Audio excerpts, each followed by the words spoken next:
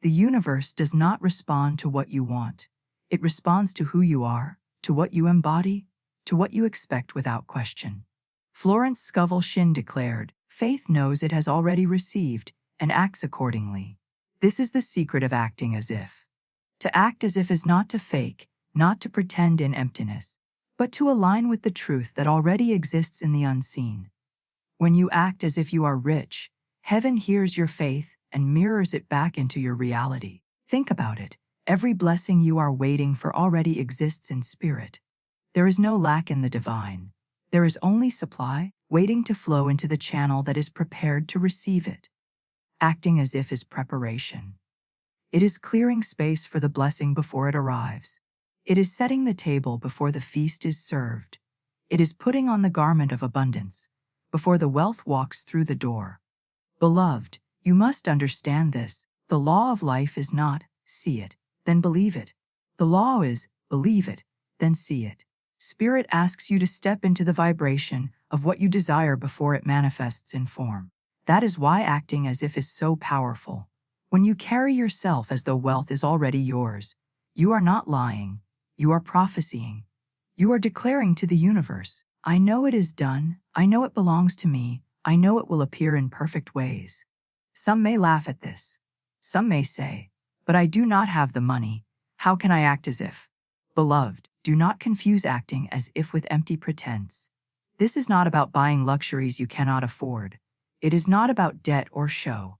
It is not about impressing others. It is about shifting your spirit into alignment with divine law. To act as if is to live in faith, not fear. It is to carry dignity in your walk, gratitude in your words, confidence in your posture, and expectancy in your prayers. When you speak, do you speak as though you are always in lack, always waiting, always begging? Or do you speak as though you are already supplied, already provided for, already rich in spirit? Florence Scovel Shinn reminded us, the invisible forces are ever working for man who is always pulling the strings himself, though he does not know it. Your words pull the strings. Your actions pull the strings. Your attitude pulls the strings. And what you act out in faith becomes what you live out in reality. Beloved, the universe is like a mirror. If you walk in fear, it reflects fear. If you walk in scarcity, it reflects scarcity. But if you walk in faith, it reflects abundance. If you carry yourself as though you are already wealthy, already supplied, already established, the mirror of life cannot help but reflect it back. This is not theory, it is law. And so I ask you, how are you acting today? Are you moving through life as a beggar or as a receiver? Are you speaking as one who doubts or as one who decrees? Are you waiting for the blessing to appear before you believe? Or are you bold enough to act as if you already hold it in your hand? Beloved, Spirit honors boldness. Spirit honors expectancy. Spirit honors those who dare to live as though the promise is already fulfilled. When you act as if, you collapse the gap between the unseen and the seen. You shorten the distance between the prayer and the answer. You demonstrate faith so strong that the universe must respond. So hear me today. Pretending in ego leads only to frustration. But acting as if in faith transforms everything. The moment you shift your posture, your words, your mindset into wealth consciousness, you begin to magnetize the opportunities, the resources, the ideas, and the people that carry your blessing. Spirit has already prepared your abundance, but it is your job to act as if you are ready to receive it. This, beloved, is the open door. This is the key to attracting wealth. Not waiting in worry, not begging in fear, but acting as if it is already yours. For the truth is sure, what you dare to embody in faith, the universe must deliver in form.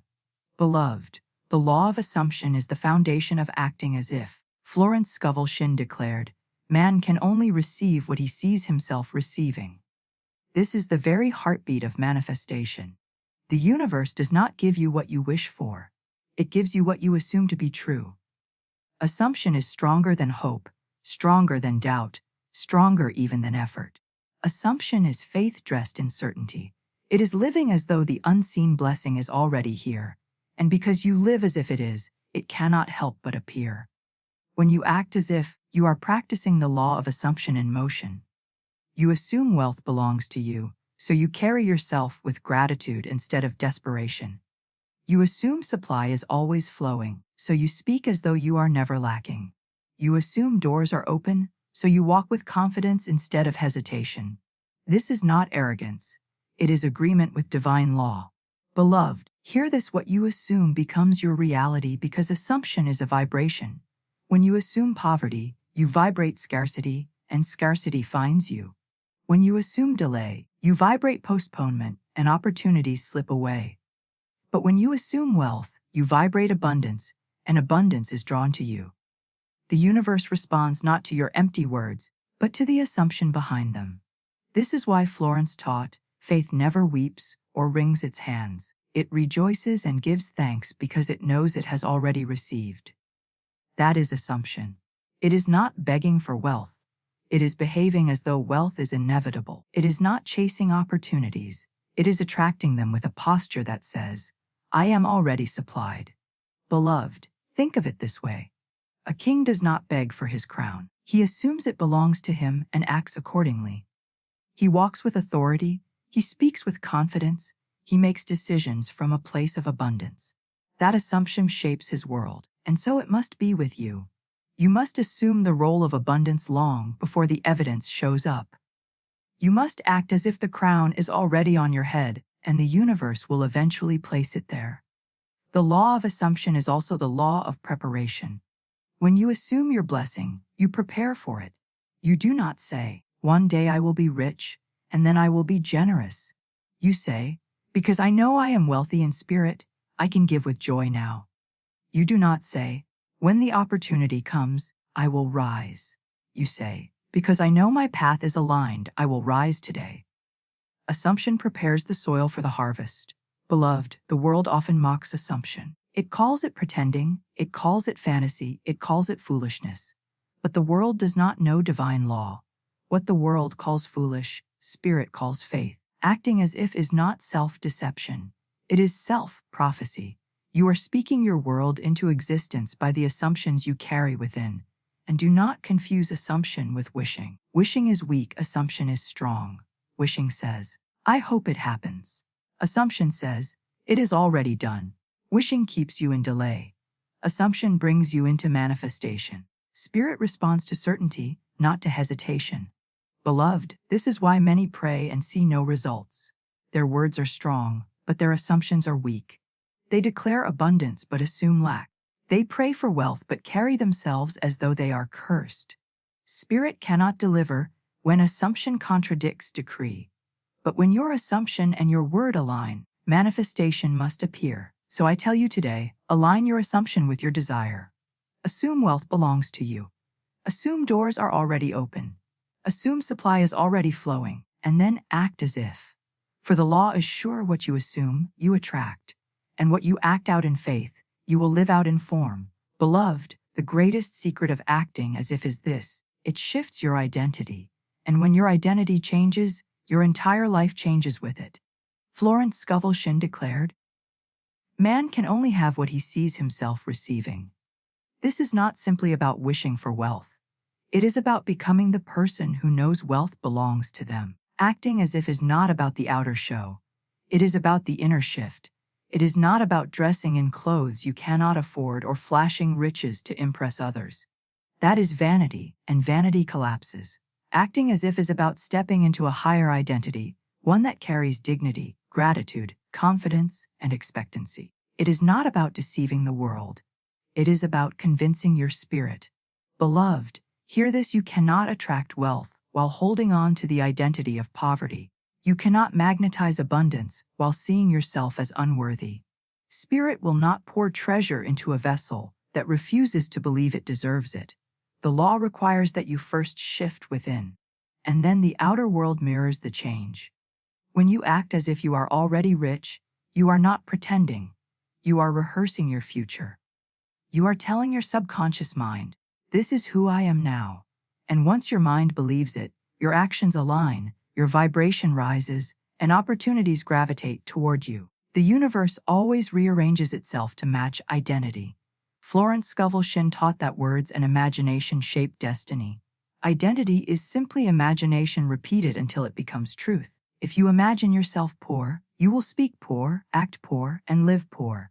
But if you imagine yourself rich, rich in faith, rich in peace, rich in provision, you will carry yourself with the grace of abundance. And soon, abundance will have no choice but to meet you.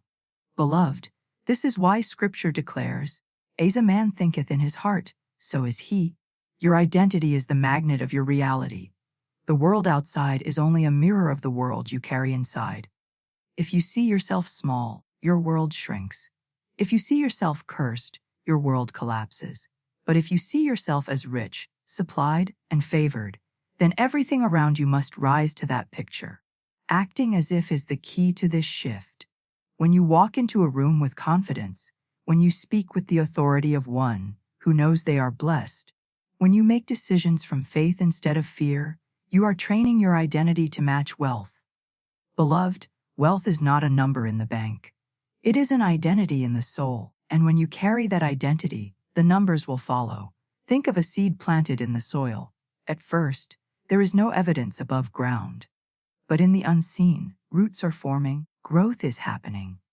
Acting as if is like watering that seed. Every step you take as though the blessing is already here nourishes the identity that will produce the harvest. And just as surely as a seed must grow, your identity must produce its fruit. Beloved, many fail because they wait to see wealth before shifting their identity. They wait to feel worthy until the blessing appears. But divine law does not work this way. The shift must come first. The acting as if must come first. The identity must rise first, and then the outer world follows like a shadow. So I ask you, beloved, who are you acting as today? Are you acting as one who is cursed, who is small, who is always waiting? Or are you acting as one who is rich in spirit, rich in faith, rich in provision? Spirit is watching your identity, not your circumstances. And when your identity matches abundance, abundance will manifest without delay. Beloved, say it now with me, I shift my identity. I act as if I am already rich. I am worthy of abundance. I am aligned with supply. I walk in wealth. I speak in faith. I live in gratitude. When you decree this daily, you anchor the new identity. And soon, the world will have no choice but to mirror it back to you. Beloved, acting as if is not about empty show. It is not about faking for approval or drowning yourself in debt to look wealthy. That is pretense, and pretense collapses under its own weight. Acting as if is about alignment. It is about living now in the vibration of abundance before it appears in form. Florence Scovel Shinn declared, "Gratitude is the law of increase, and complaint is the law of decrease." The moment you live in gratitude, you are already acting as if wealth belongs to you. So how can you practice this in your daily life? Let us make it plain. First, act as if through gratitude. Wealthy souls are grateful souls. They bless what they have, no matter how small, and it multiplies. If you have a single dollar, treat it as though it were 1,000. Bless it, thank Spirit for it, declare that it will grow under grace. When you open your wallet, do not sigh in lack. Speak in abundance. This money is blessed. It multiplies as it moves. I am always supplied. Gratitude is the seed that multiplies supply. Second, act as if through your words. Beloved, wealthy souls speak differently. They do not complain. They do not curse their circumstances. They do not rehearse fear. They speak expectancy, confidence, and blessing. Florence reminded us that your word is your wand. So ask yourself, are your words creating lack, or are they creating wealth? Begin to replace, "I can't afford it," with, "It is not mine to buy today, but the supply is on its way."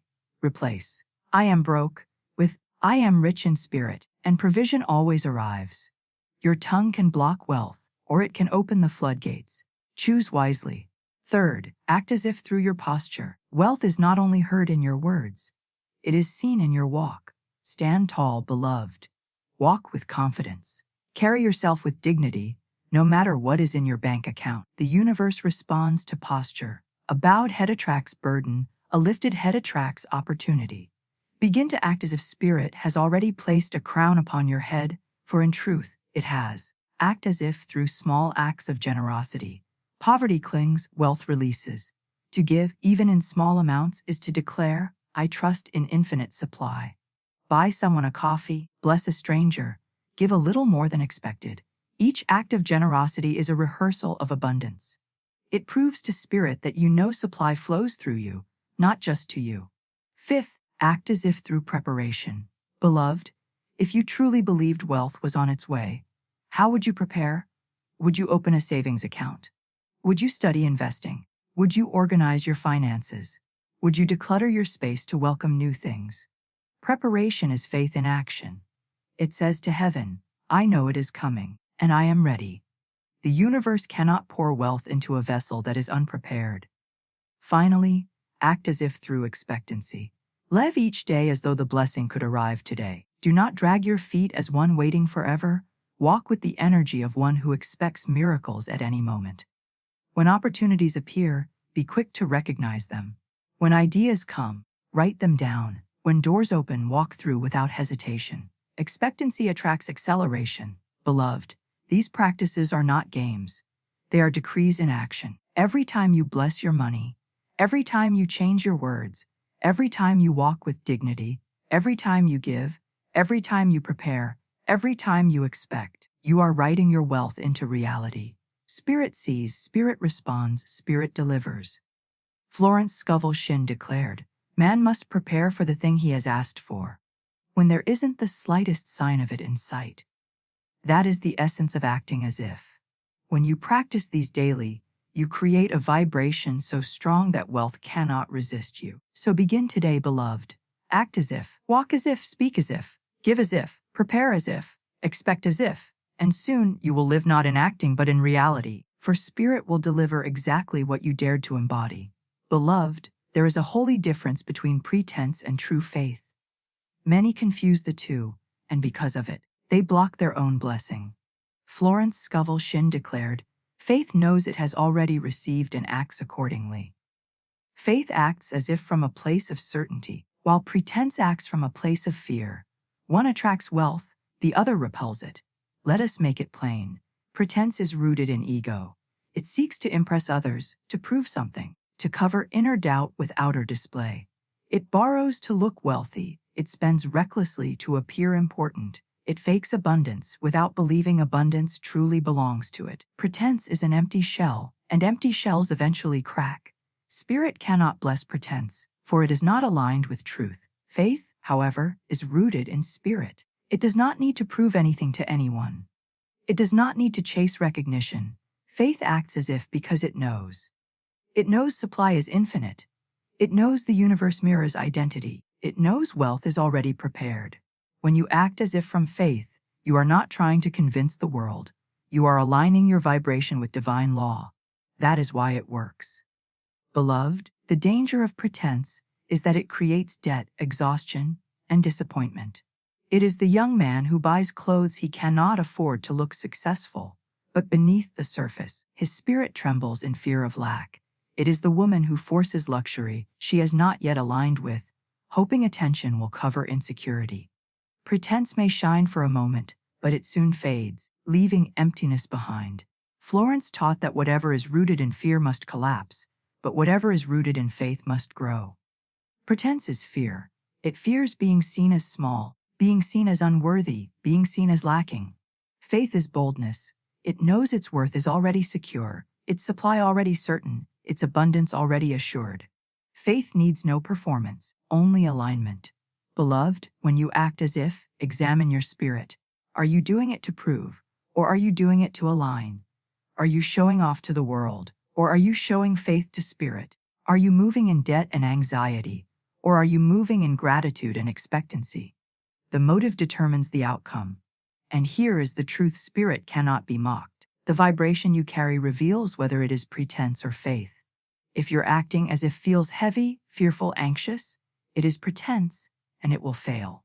But if it feels light, joyful, grateful, it is faith, and it will manifest. The universe knows the difference. Beloved, remember this always: true faith is quiet. It does not scream for validation. It does not rush to prove. It carries peace. It walks with certainty. It speaks with confidence. When you act as if from faith, others may not even notice, but heaven does, and heaven rewards. So do not burden yourself with performance. Do not pretend for approval. Do not borrow to impress. That is counterfeit wealth, and it invites collapse. Instead, embody wealth in spirit. Walk tall, speak blessings, bless your money, give freely, prepare your space, live in expectancy. These are acts of faith, not pretense. And faith, beloved, never fails. Florence Scovel Shinn declared, "There is a supply for every demand. Pretense demands without faith, and so it receives nothing. Faith acts as if supply is already flowing, and so it receives in abundance." This is the difference. Beloved, let your acting as if be pure, rooted in spirit, grounded in gratitude. For the universe does not respond to the show. It responds to the substance. It does not reward pretense. It rewards faith. And when you act as if from faith, wealth will not only find you, it will remain. Beloved, we have uncovered the secret of acting as if, not as empty pretense, but as living faith. We have seen that assumption shapes reality, that identity attracts destiny, that daily practices align you with wealth, and that faith, not fear, must guide your actions. Now it is time to seal this truth with decree. Place your hand upon your heart and speak with authority. I act as if abundance is already mine. I embody wealth in spirit, and therefore wealth flows to me in form. I carry myself with dignity, gratitude, and faith, for I know supply is infinite and always available to me. Say it again, stronger this time. I do not pretend to impress, I embody to align. I live as though every prayer is already answered, every need is already met, every door is already open. I walk by faith, not by sight, and I attract wealth under grace and in perfect ways. Beloved, when you decree these words, you collapse the gap between the unseen and the seen. You tell the universe who you are, and the universe must respond. For spirit mirrors faith, and what you dare to embody, you will inevitably experience. So walk forward today not as one waiting, but as one receiving. Act as if you are already rich, not in arrogance, but in certainty. Act as if your supply is secure, not in pretense, but in faith. Act as if spirit has already poured out the blessing, for in truth it has. Beloved, declare it daily, live it boldly, and you will see it surely. Pretending in fear collapses, but acting in faith attracts wealth without end. And so it is. Every great fortune begins not with money, but with a thought, a seed sown in the fertile soil of the imagination. The invisible always precedes the visible.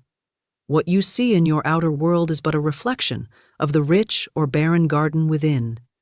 If you wish to become rich in 2026, you must first learn to think richly, to speak richly, and to expect richly. For no man or woman can draw to themselves what they secretly deny in heart or in word. The law of prosperity is not a trick of fate. It is a law as certain as gravity. There are those who believe that riches are a matter of chance, of inheritance, or of favor. But life is not a gamble, it is a mirror, returning to each one the exact measure of their belief. When you say, "I can't afford it," you are closing the door to abundance. When you say, "Money comes to me in perfect ways," you are flinging that same door wide open. The universe hears every word, and like an obedient servant, it sets out to fulfill it. Your spoken word is your wand, and your faith is the magic that brings it to life. The world of 2026 waits like a blank canvas, ready to be painted with the colors of your conviction. The old order of fear, scarcity, and doubt has no power unless you give it power. The truly rich man does not chase wealth, he magnetizes it. He knows that every opportunity, every idea, every divine hunch is a golden thread leading him toward greater supply. He does not say, "I am poor," for that is to command poverty to remain. He says instead, "I am open to receive the lavish abundance of the universe." To become rich, you must cleanse your mind of resentment, for resentment blocks the flow of prosperity. You cannot attract what you criticize. If you envy the wealth of another, you are declaring that you yourself cannot have it. But when you bless the success of others, you draw success nearer to yourself. Every time you give thanks, you multiply your good. Gratitude is the key that unlocks the treasure chest of heaven. You are not a beggar in a world of limited supply. You are a child of an infinite source, heir to all that is good, beautiful, and bountiful. The riches you seek are already yours in the unseen realm, awaiting your recognition. The moment you claim your good and act as though it were already here, the law begins to move. Doors open, ideas flow, people appear, and what seemed impossible becomes natural. The substance of money is spiritual, and it takes shape according to your word. Therefore, speak with authority, think with confidence, and walk with the quiet assurance that all you need is being added unto you now. To think richly is to dwell in the consciousness of abundance, to hold within the mind a vision so luminous and steadfast that it draws to itself the forms and opportunities of wealth. The mind is the workshop of creation, the silent architect shaping the visible world. Every structure of success or failure begins there, in the inner kingdom of thought. When one learns to think richly, one learns to govern life rather than to be governed by it. Poverty, struggle, and limitation are not conditions, but mental habits that have been rehearsed until they seem real. To reverse them, one must begin by changing the inner picture, for the universe reflects faithfully what the mind impresses upon it. Thinking richly does not mean merely wishing for more money. It is not the anxious repetition of desire, but the calm recognition that all good is already present in invisible form. The rich thinker knows that abundance is not something to chase, but something to accept. He aligns his thought with divine supply, knowing that the same intelligence that formed the stars also moves through his affairs. When thought becomes attuned to this infinite source, circumstances rearrange themselves to mirror that harmony. Money, ideas, people, and timing begin to flow in perfect sequence, as though guided by an unseen hand. Many people think in terms of lack without realizing it. They say, "I don't have enough," "it's too hard," or "maybe someday." Each of these thoughts plants a seed of limitation. The soil of the subconscious never judges. It simply grows whatever is sown. If the seed is lack, the harvest will be lack. To think richly, one must consciously plant different seeds. Thoughts such as, "I always have what I need," "I live in a universe of infinite supply," or "divine ideas prosper me now," create a vibration that draws corresponding results. The mind must be trained to dwell on plenty, to picture success, to speak words of confidence even when appearances suggest otherwise. A rich thinker understands that the invisible precedes the visible. Just as a gardener prepares the soil before the harvest, so must one prepare the mind before wealth can appear. There is no outer prosperity that can endure unless it rests on the inner foundation of faith. When a person worries about bills, debt, or scarcity, they are watering weeds instead of flowers. But when they give thanks for the abundance already flowing, even in small measure, they multiply their good. Gratitude is the fertilizer of prosperity. It transforms ordinary thought into magnetic power. To think richly is also to detach from fear. Fear is the great thief of fortune, the shadow that dims the light of possibility. A fearful mind sees obstacles, a rich mind sees opportunities. When one believes that the universe is abundant, every seeming obstacle becomes a stepping stone to greater supply. The rich thinker refuses to entertain the idea of failure, knowing that even setbacks are part of the divine design leading to success. He trusts the timing of events, understanding that impatience blocks the flow, while confidence keeps it moving. The thought of richness must become natural, habitual, unquestioned. It must be carried through the day like a melody that plays quietly beneath every activity. When you walk, think richly. When you speak, speak richly. When you plan, plan richly. The tone of your thoughts becomes the tone of your life. Just as a magnet draws iron filings, a rich consciousness draws wealth. This is not superstition, but the operation of spiritual law. The law is impartial. It gives to each according to his belief. The one who thinks in scarcity will always find proof of scarcity, while the one who thinks in abundance will always find proof of abundance. To cultivate rich thinking, one must purify the mind from envy and comparison. When you compare your life to others, you affirm lack within yourself. The rich thinker blesses the prosperity of others, knowing that it affirms his own. He does not compete, he creates. He does not grasp, he allows. He knows that his supply comes not from people, jobs, or markets, but from the infinite source that operates through all these channels. When one stops clinging to outer forms, the inner flow becomes unblocked, and prosperity finds new ways to appear. Thinking richly also requires discipline of speech. Every word carries vibration. When you say, "I can't," you shut a door. When you say, "I can and I will," you open 1,000. The rich thinker chooses words carefully, for he knows that speech crystallizes thought. He never speaks defeat or poverty into existence. Instead, he speaks affirmations of success, even when conditions seem barren. His words are creative commands to the universe. They go forth and shape reality. The power of the spoken word, united with the conviction of the heart, produces results that no mere effort could achieve. A mind trained in richness is never disturbed by appearances. If business is slow, he affirms divine activity working behind the scenes. If money seems delayed, he knows that divine timing is perfect. He does not allow outer conditions to dictate his inner state. He keeps his thoughts steady, his faith unshaken, and his imagination radiant with images of good. This steadiness of mind is what opens the way for miracles to occur, for when thought is steady, the law can operate without interference.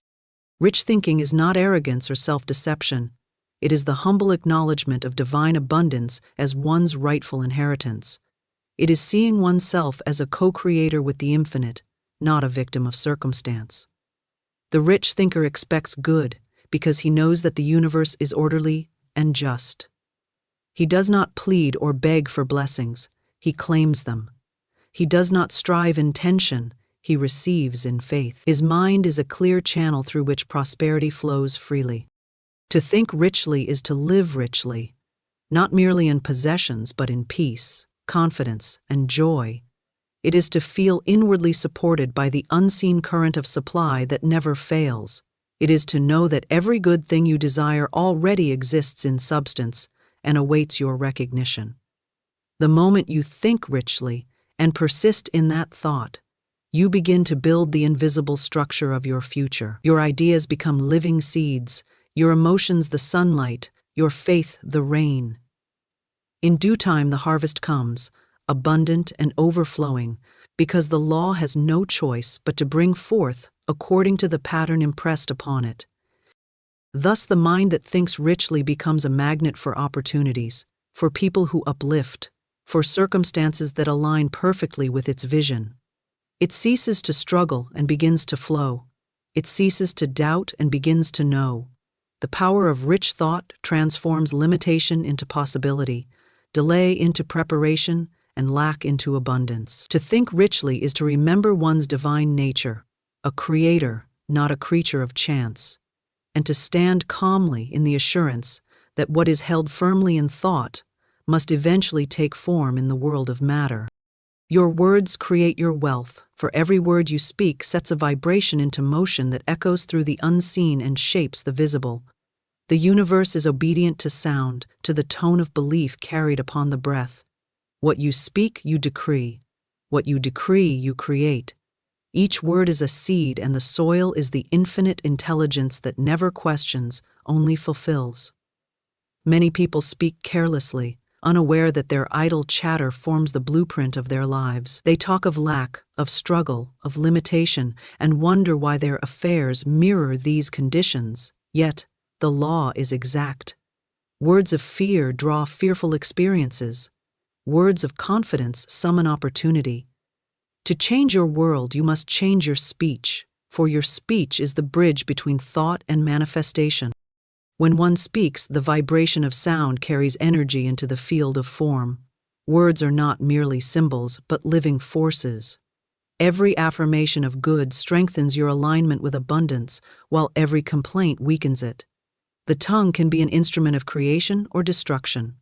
The wise use it as a wand of power. They understand that prosperity begins with the language of prosperity. The one who continually says, "I can't afford it," is binding himself to that truth, while the one who declares, "Money comes to me easily and frequently," is opening channels unseen.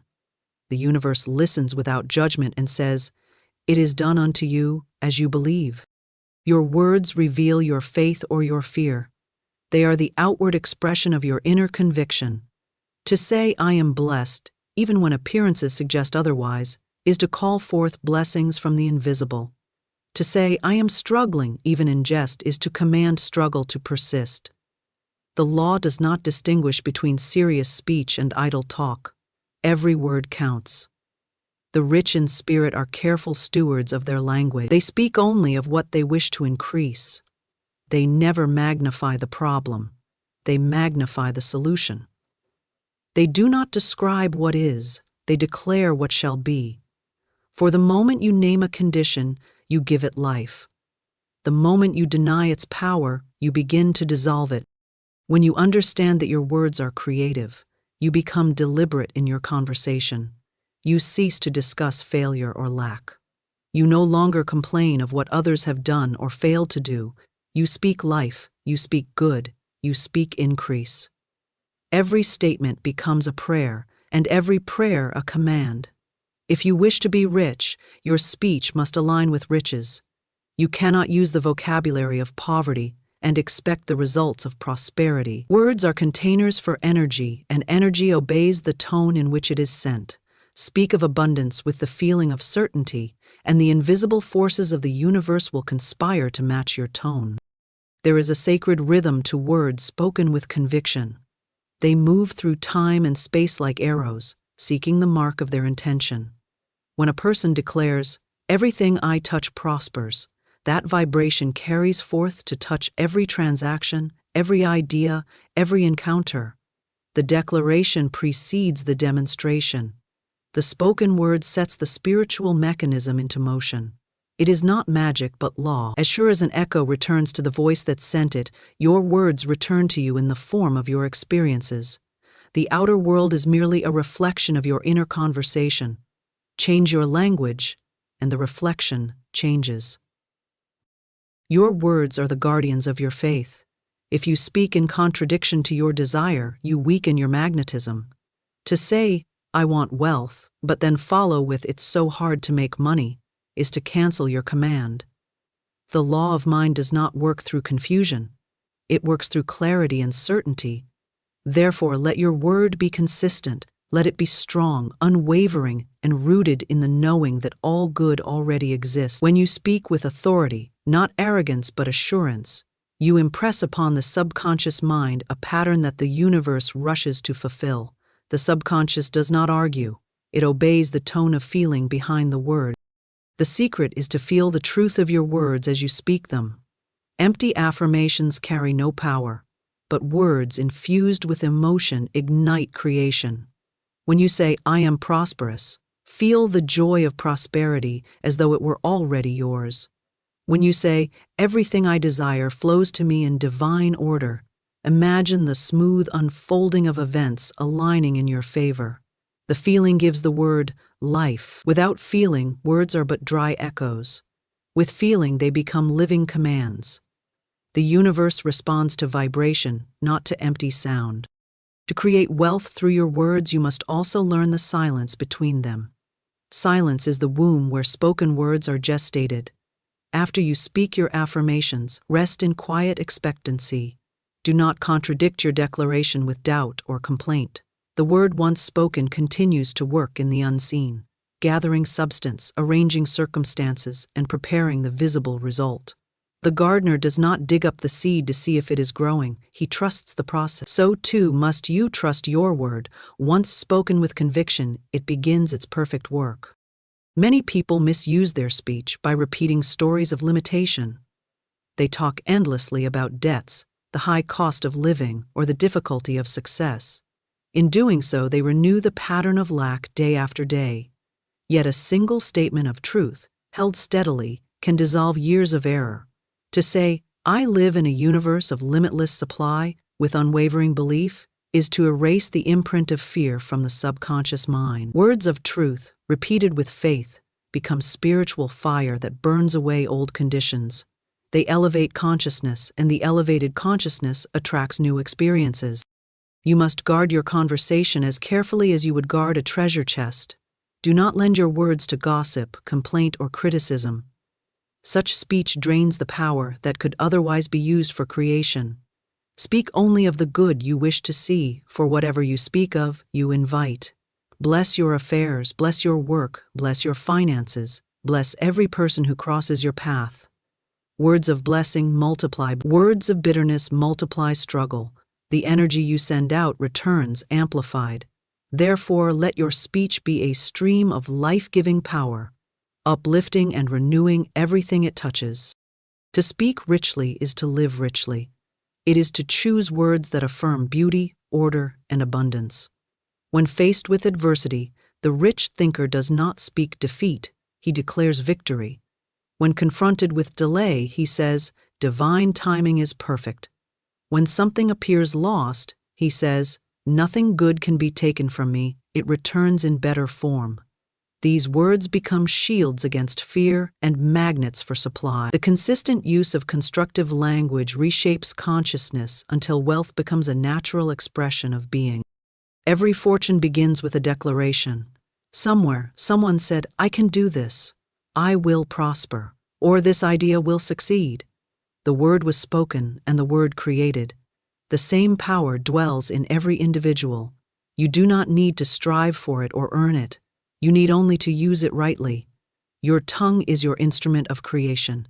Use it with awareness. Speak as though your words are living things, for indeed they are. Each one carries the essence of your belief and returns to you clothed in form. To master your speech is to master your destiny. Gratitude multiplies abundance because it aligns the mind with the infinite source from which all good flows. It is the quiet recognition that everything you have, everything you are, and everything yet to come is part of a divine order that never fails. When gratitude becomes the natural language of your heart, prosperity becomes inevitable. It is not merely a polite response to blessings received, but a spiritual vibration that draws more good into being. Gratitude opens the invisible doors through which abundance enters, for no blessing can flow into a closed or complaining heart. When you give thanks, you declare to the universe, "I have received," and the law responds by sending more to match that vibration of fullness. A grateful mind is a magnet for miracles. It sees opportunity where others see lack, beauty where others see plainness, and progress where others see delay. Gratitude sharpens perception. It reveals the hidden good that waits behind every circumstance. The ungrateful mind lives in shadow, blind to the richness surrounding it. It complains, it resists, it expects little and receives accordingly. But the one who gives thanks in advance for unseen blessings calls them forth from the invisible realm. Gratitude is faith made visible through emotion. It is the heart's affirmation that good is already on its way, even before the evidence appears. When you wake in the morning and give thanks for life, for breath, for opportunity, you align yourself with divine law. You begin your day not as a beggar seeking favor, but as an heir acknowledging inheritance. Every thought of appreciation sends a signal to the universe. This soul knows its wealth. The law of increase immediately responds, for the universe cannot resist a thankful heart. Gratitude is not passive, it is creative. It multiplies whatever it touches. If you give thanks for money, your money increases. If you give thanks for friendship, your friendships deepen. If you give thanks for ideas, inspiration flows more freely. The energy of gratitude expands the object of its focus, just as sunlight causes flowers to bloom. Those who lack gratitude often believe they have little to be thankful for, yet their very belief keeps them in limitation. Gratitude must come before abundance, not after. To say, "I will be thankful when I am rich," is to postpone wealth indefinitely. The rich in spirit say instead, "I am thankful now for the abundance that already surrounds me." They give thanks for the small coin as for the great fortune, for they know the essence is the same. A thankful thought is a seed of prosperity. Each time it is planted, it grows in silence, expanding its roots through the soil of faith until it breaks forth as visible supply. True gratitude has nothing to do with circumstances. It does not depend upon possessions or outward success. It is the recognition of the divine good at work even in the midst of trial. When challenges arise, the grateful soul says, "There is good in this, though I do not yet see it." That attitude turns obstacles into stepping stones, delays into preparation, losses into greater gain. Gratitude transforms perception, and perception shapes reality. To the grateful heart, nothing is wasted, nothing is lost, nothing is meaningless. Everything becomes part of the unfolding abundance that life continually offers. Gratitude is a powerful cleanser of the mind. It dissolves resentment, envy, and fear, all the emotions that block prosperity. You cannot feel thankful and fearful at the same time. You cannot bless and curse in the same breath. When you give thanks, your attention moves from what is missing to what is present, and that shift opens the channel of supply. Many wonder why their affirmations fail, yet their hearts are filled with complaint. The law of abundance cannot work through ingratitude. It is like trying to draw fresh water through a clogged pipe. Gratitude clears the obstruction and allows the current of good to flow freely once more. To cultivate gratitude, begin with what lies nearest. Give thanks for your home, no matter how small. Give thanks for the food before you, for the air that fills your lungs, for the sunlight that warms your face. As you give thanks for what you have, you awaken to the richness already in your possession. Gratitude is not about accumulation, but awareness. The more aware you become of the goods surrounding you, the more you attract similar good. Life mirrors your inner state. A thankful mind sees increase in every direction. An ungrateful mind sees only deficiency. Gratitude is also a form of trust. When you give thanks for what has not yet appeared, you demonstrate faith in divine order. You affirm that unseen forces are already working for your good. That trust magnetizes results. The grateful heart does not chase after supply, it rests in assurance that supply is already on its way. Every expression of thanks strengthens this confidence until worry and doubt dissolve. Gratitude, then, becomes a shield against fear. It anchors you in peace, for it reminds you that you are never without support, never without provision, never without the love of the universe flowing through every detail of your life. When you speak words of gratitude, speak them with feeling.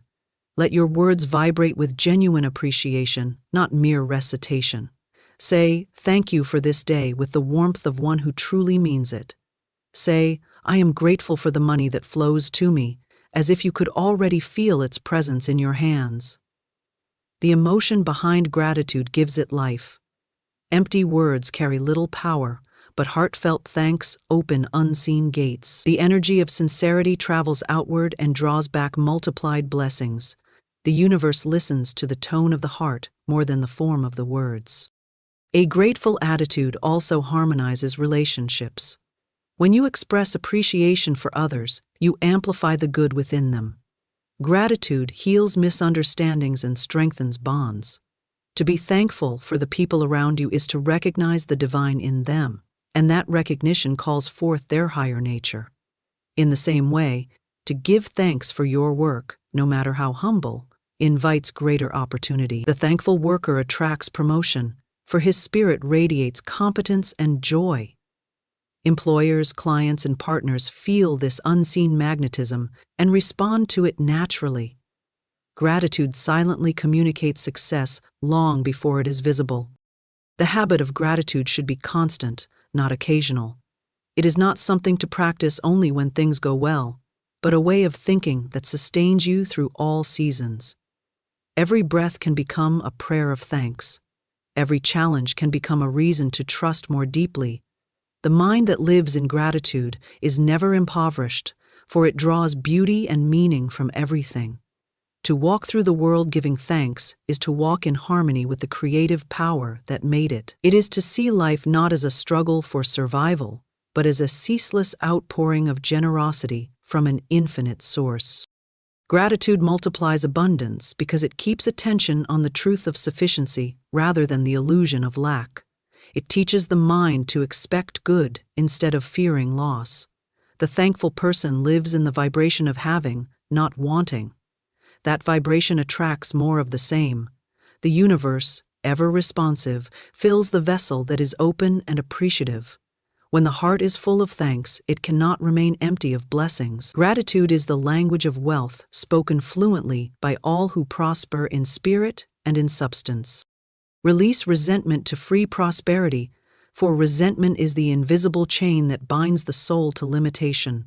It is the silent poison that corrodes peace, clouds vision, and blocks the natural flow of abundance. Prosperity is not merely a matter of effort or opportunity. It is the result of inner harmony. When the heart is burdened with bitterness or unforgiveness, it cannot act as a clear channel for divine supply. The energy that could draw wealth and success is trapped in the vibration of resistance. To release resentment is to clear the path through which good can flow freely once again. Resentment is born from the false belief that someone has taken from you something that was rightfully yours. Yet, in truth, nothing good can ever be taken from you, and nothing that belongs to you by divine right can ever be lost.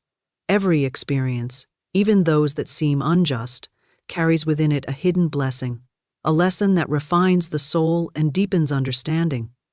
When you hold on to anger or grievance, you anchor yourself to the past and block the present good that seeks to reach you. The universe cannot deliver new gifts into hands that are tightly clenched around old wounds.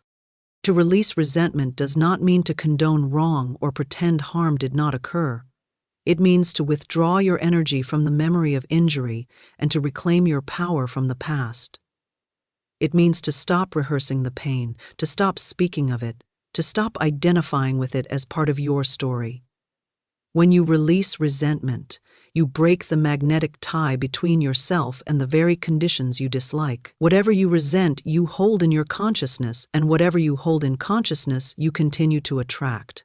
The act of forgiveness, therefore, is not for the other's benefit, but for your own liberation. It is the gateway through which prosperity enters. A mind filled with resentment is like a garden, overrun with weeds. The soil is fertile, but the energy of growth is consumed by that which bears no fruit. No amount of effort or positive thinking can bring lasting results until the weeds are cleared. The law of abundance operates through mental clarity and emotional balance. When you forgive, you restore both. You free your attention to dwell on constructive ideas. You make room for inspiration, opportunity, and divine guidance to reach you. Forgiveness is the spiritual act of decluttering the heart. Once the clutter is gone, the light of prosperity can shine unobstructed. Many people resist forgiveness because they believe it makes them weak. Yet forgiveness is the highest expression of strength. It is the courage to choose peace over pride, freedom over bondage. Resentment drains vitality. It keeps the mind replaying the same scene until energy is depleted. Forgiveness restores that energy. It lifts the vibration, renews confidence, and opens the channels of intuition. When you forgive, you step into alignment with the creative forces of the universe. The law of attraction begins to respond instantly, bringing experiences that mirror the new state of freedom. Resentment not only affects emotions, but also influences material conditions. It can block business success, delay payments, or create misunderstanding in partnerships. The energy of anger, whether hidden or expressed, sends out discordant vibrations that interfere with prosperity. The moment you release resentment, harmony begins to return. The right people appear, the right opportunities unfold, the flow of money resumes. The outer world rearranges itself to match the inner healing. This is not coincidence, it is law. Every act of forgiveness clears a space for new abundance to enter. If you wish to free prosperity in your life, examine your thoughts for any trace of bitterness, perhaps toward a friend, an employer, a family member, or even yourself. Self-resentment is as destructive as resentment toward others. Many people unconsciously punish themselves for past mistakes, denying themselves joy and success as if suffering were atonement. But divine law does not demand punishment. It offers correction. To forgive yourself is to accept that growth is the purpose of experience. You acted with the understanding you had at the time. Now, with greater awareness, you choose differently. This choice releases the burden and restores your creative power. The practice of forgiveness must be intentional and consistent. Begin by affirming, I freely forgive everyone and everything that has ever hurt or disappointed me. I release the past and open the way for divine abundance to flow. Say it not once, but often, until the words sink beneath the surface of resistance and soften the hardened places within. Visualize the person or situation that troubles you and see it surrounded by light. Imagine that light dissolving all cords of resentment, all feelings of injustice or anger. Breathe deeply and feel the relief that comes when the heart lets go. In that release, you make room for miracles. It is also helpful to bless the one you forgive. Blessing transforms energy instantly. When you say, I bless and release you, you affirm that both you and the other are free to move forward in peace. The act of blessing lifts the entire situation out of the realm of conflict and into divine order. You no longer vibrate at the frequency of the problem, you rise to the level where solutions appear naturally. Every blessing spoken in sincerity multiplies good for both giver and receiver. It creates a current of harmony that carries prosperity on its tide. Resentment is the opposite of gratitude. Where gratitude multiplies abundance, resentment divides it. Gratitude says, life is generous, while resentment says, life has cheated me. The universe mirrors whichever belief you hold. When you release resentment, you restore the grateful state, and abundance begins to multiply once again. The two emotions cannot coexist. To dwell on gratitude is to dissolve resentment automatically. Whenever anger arises, turn immediately to gratitude. Say, I am thankful that this experience is teaching me something valuable. That single thought shifts energy from contraction to expansion. Releasing resentment also restores clarity of mind. Bitterness clouds perception. It keeps you focused on limitation rather than possibility. When the fog of anger lifts, inspiration flows again. You begin to see new paths, new ideas, new connections that were hidden while the heart was heavy. The creative intelligence within you becomes active, guiding you to actions that produce tangible results. Forgiveness clears the lens through which you view the world, and as the view changes, so does the world itself. To live without resentment is to live lightly. It is to move through life unburdened by the weight of old emotions. It is to wake each morning free to create anew, unchained from yesterday's injuries. This lightness naturally attracts prosperity, because prosperity is a high vibration, and like attracts like. The universe responds not to your words alone, but to your emotional state. A forgiving heart vibrates at the frequency of abundance. It radiates openness, peace, and trust, the very qualities that draw success, opportunity, and wealth. Forgiveness is not a single act, but a way of being. It is a continual releasing, a daily choice to let go of whatever disturbs your peace. Each time you forgive, you reclaim a piece of your energy, and with each reclamation, your creative power grows stronger. Prosperity is the outward reflection of that inner power. The freer you become from resentment, the more freely wealth can circulate through your life. Every grudge dropped, every hurt released, becomes a stepping stone toward greater good. When you forgive, you align with divine justice rather than human revenge. You trust that the law of balance will restore harmony in perfect ways without your interference. This trust allows you to focus on creation rather than correction, on building rather than blaming. The moment you surrender the need to judge or retaliate, you open the way for divine compensation, often greater than anything you imagine. The universe never leaves a void. Whatever is released in forgiveness is replaced by something richer, higher, and more beautiful. Thus, to release resentment is to unlock the treasury of life. It is to move from the vibration of conflict to the vibration of harmony, from constriction to flow. Prosperity cannot dwell where anger resides, but it rushes eagerly to the heart that forgives. When you let go of resentment, you open your hands to receive. When you bless those who wronged you, you bless yourself. When you choose peace over grievance, you set wealth free to find you through channels expected and unexpected.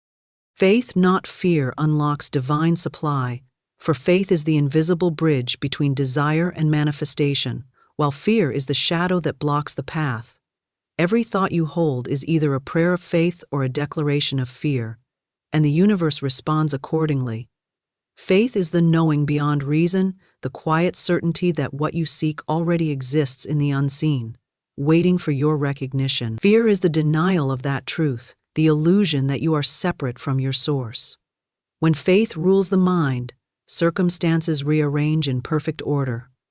When fear dominates, the flow of abundance is interrupted, for fear contracts what faith expands. Faith is not blind hope, it is spiritual understanding. It is the deep awareness that divine law is always at work, even when appearances contradict it. Faith does not waver at delays or setbacks, because it knows that delay is not denial but preparation.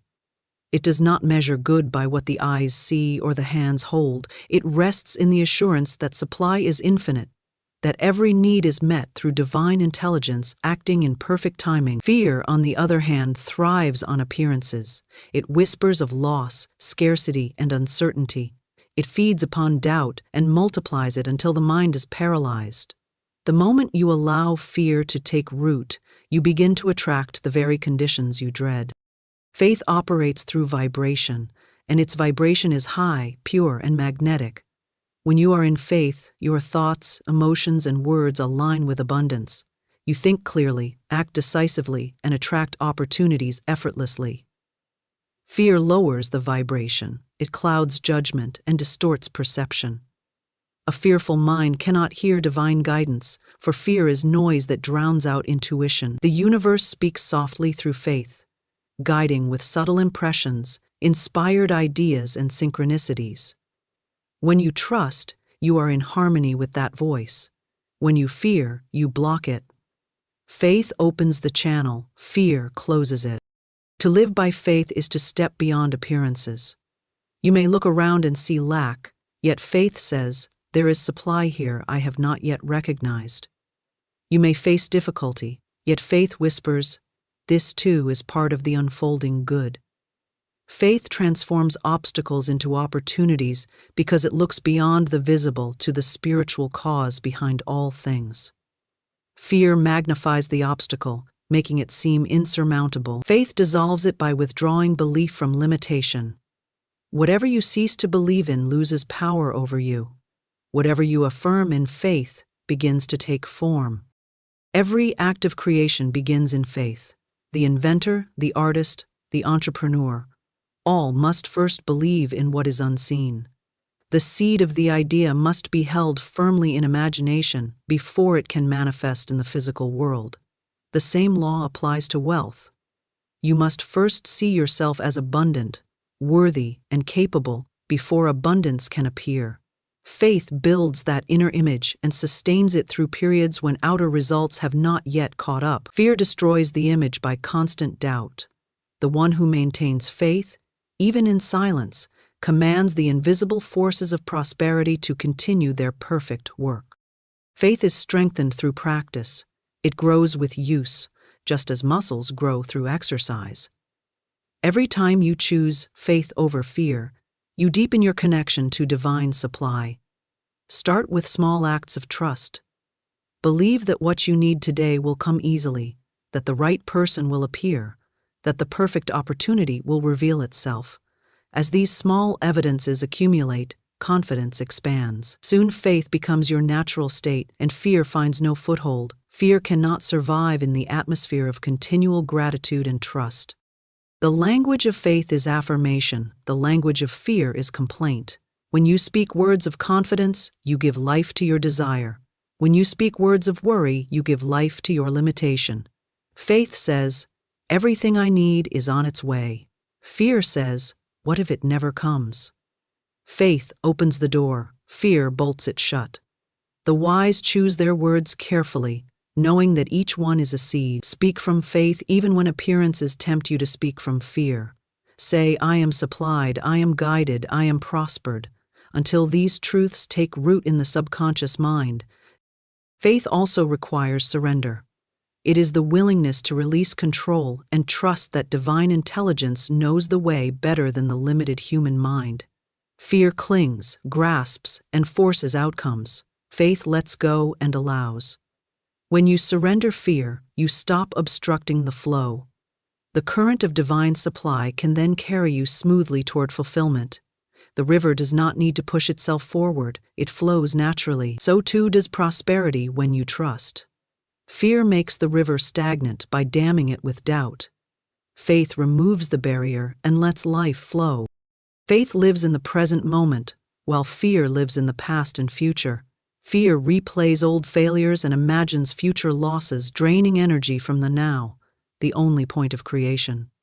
Faith anchors you in the eternal present, where divine power is active. When you say, "I trust that my needs are met now," you align with that power. When you say, "I hope things will improve someday," you postpone your good. Faith claims it's good now, fear waits and worries. The difference between the two is not circumstance but consciousness. Faith and fear cannot occupy the same space. The mind must choose which to serve. If you feed fear with attention, it grows strong. If you feed faith with affirmation, gratitude, and quiet reflection, it becomes the dominant force. Train your mind to shift focus the moment fear arises. Replace every fearful thought with a statement of truth. There is only abundance. I am supported by divine order. All is well. Each substitution weakens fear's hold. Over time, faith becomes automatic, a steady inner knowing that no appearance can shake. Faith is creative because it is aligned with the laws of life. Life is expansive by nature, always seeking to express more. Fear resists expansion, it contracts. When you live in faith, you cooperate with life's upward movement. You expect increase, and increase becomes your experience. Opportunities come not through struggle, but through resonance. Faith magnetizes conditions of ease because it mirrors the generosity of the universe. Fear repels them because it vibrates with lack.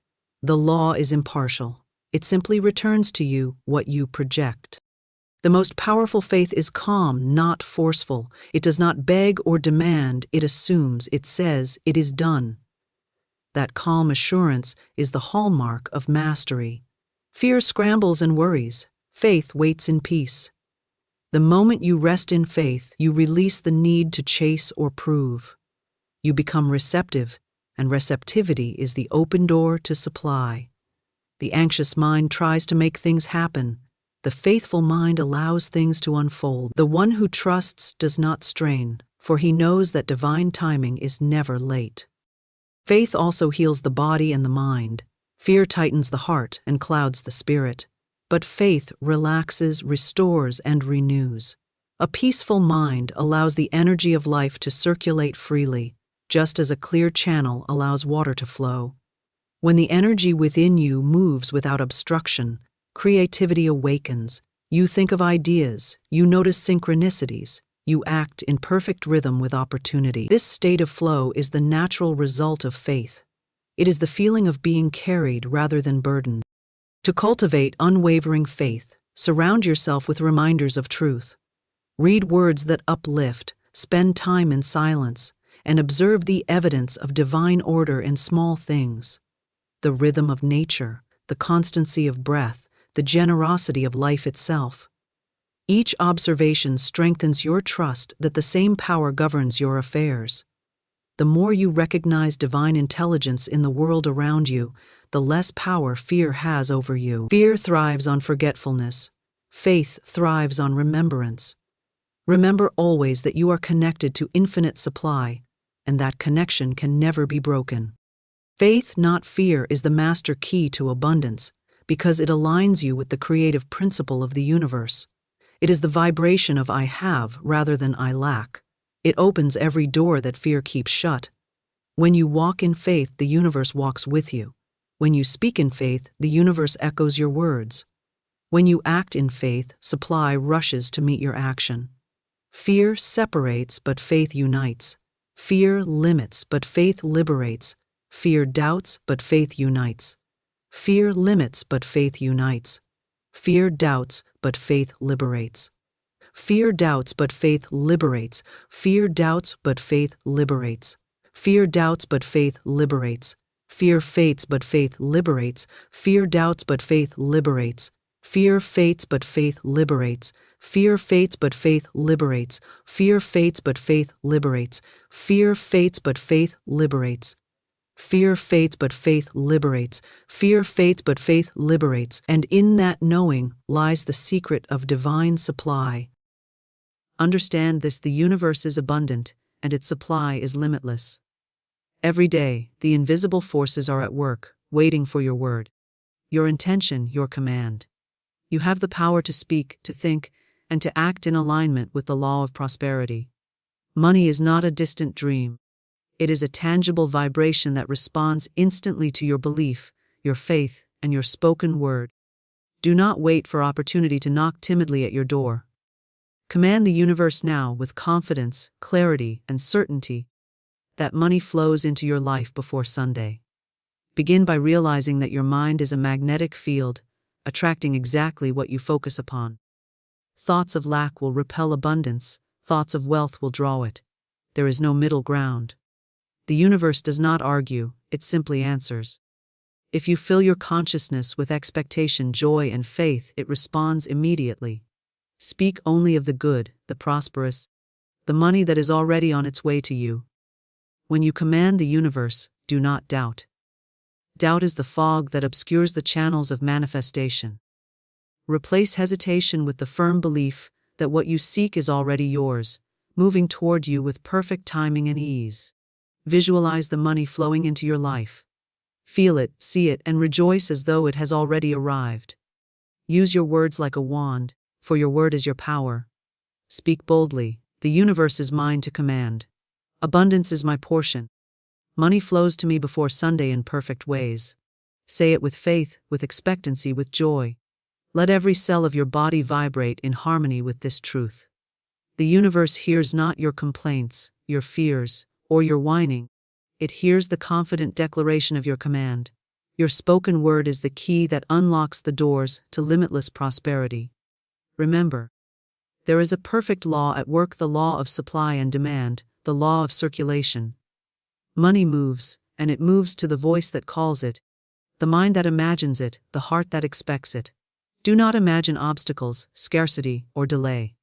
Command with authority. Your command is not a plea. It is a declaration. The flow begins the moment your faith is unwavering, the moment your inner word aligns with the abundance you desire. Your task is simple, yet profound. Believe it, speak it, act as though it is already yours. Take no thought of how it will arrive, for the universe knows the perfect channels and the perfect timing. You are the conscious co-creator of your reality. Command with clarity, command with faith, command with joy.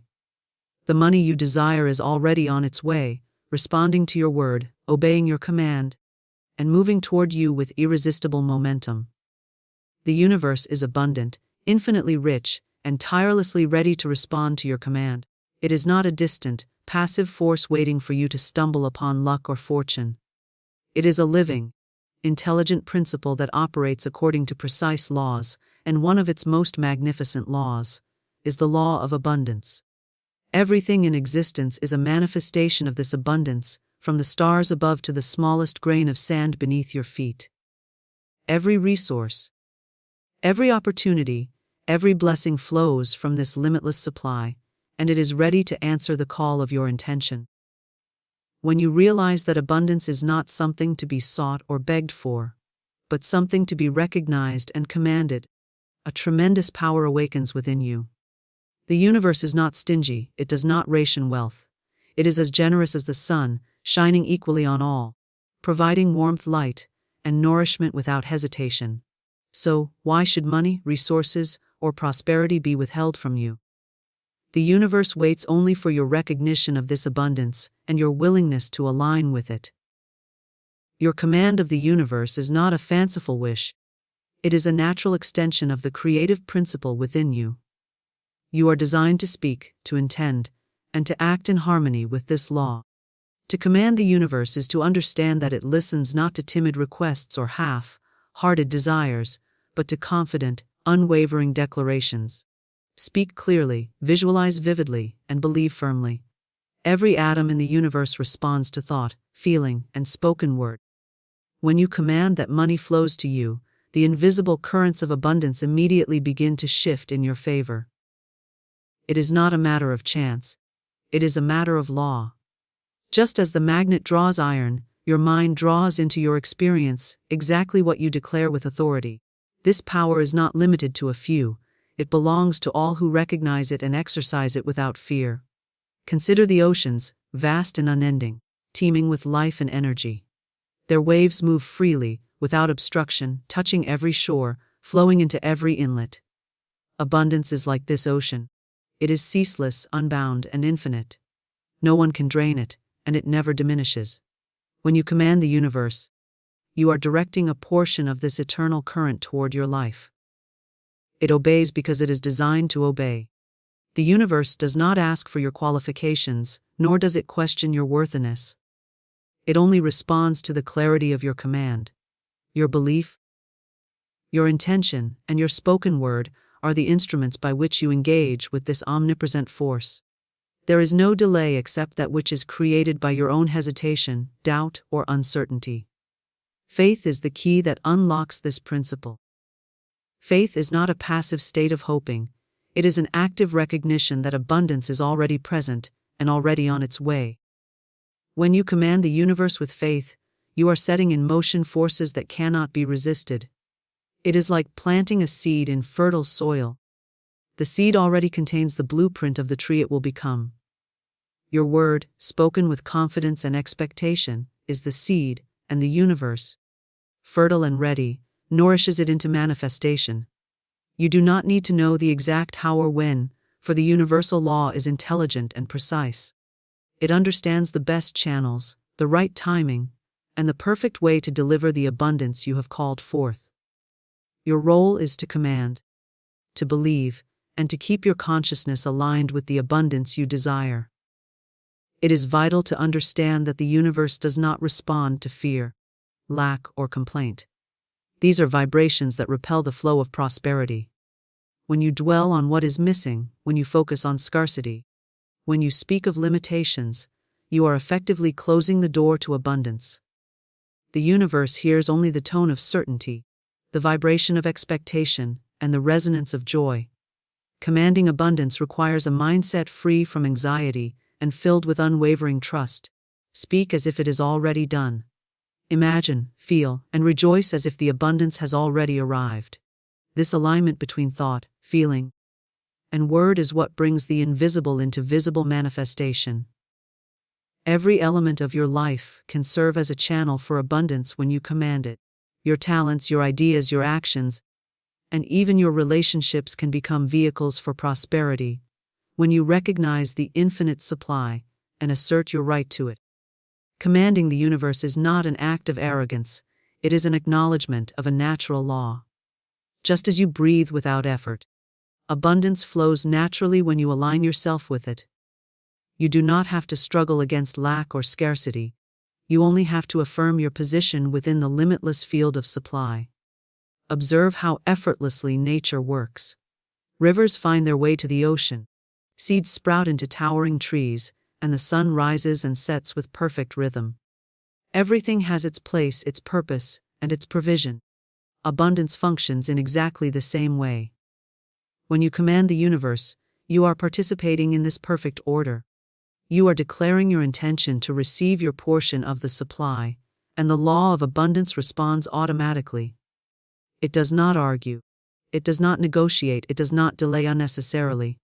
It moves with precision, bringing to you that which corresponds to the clarity and intensity of your command. Many fail to realize that abundance is not measured solely in money or material possessions. It is a universal flow that can manifest in health, happiness, opportunity, creativity, and relationships. Money is a visible, tangible representation of this flow, but the principle behind it is universal. When you command the universe, you open the door not just to wealth, but to a total enrichment of life. Everything that you need to fulfill your purpose, express your talents, and experience joy is already in motion toward you. The universe is ready to respond. It waits only for your conscious recognition and your confident command. Your thoughts and words are magnetic, drawing into your life exactly what you focus upon. Everything you think, speak, or feel sends out a vibration into the invisible realm, and the universe, in its infinite intelligence, responds immediately. This is a law that operates without bias, without judgment, without hesitation. It does not concern itself with your past, your mistakes, or your limitations. It only registers the current signal you are sending.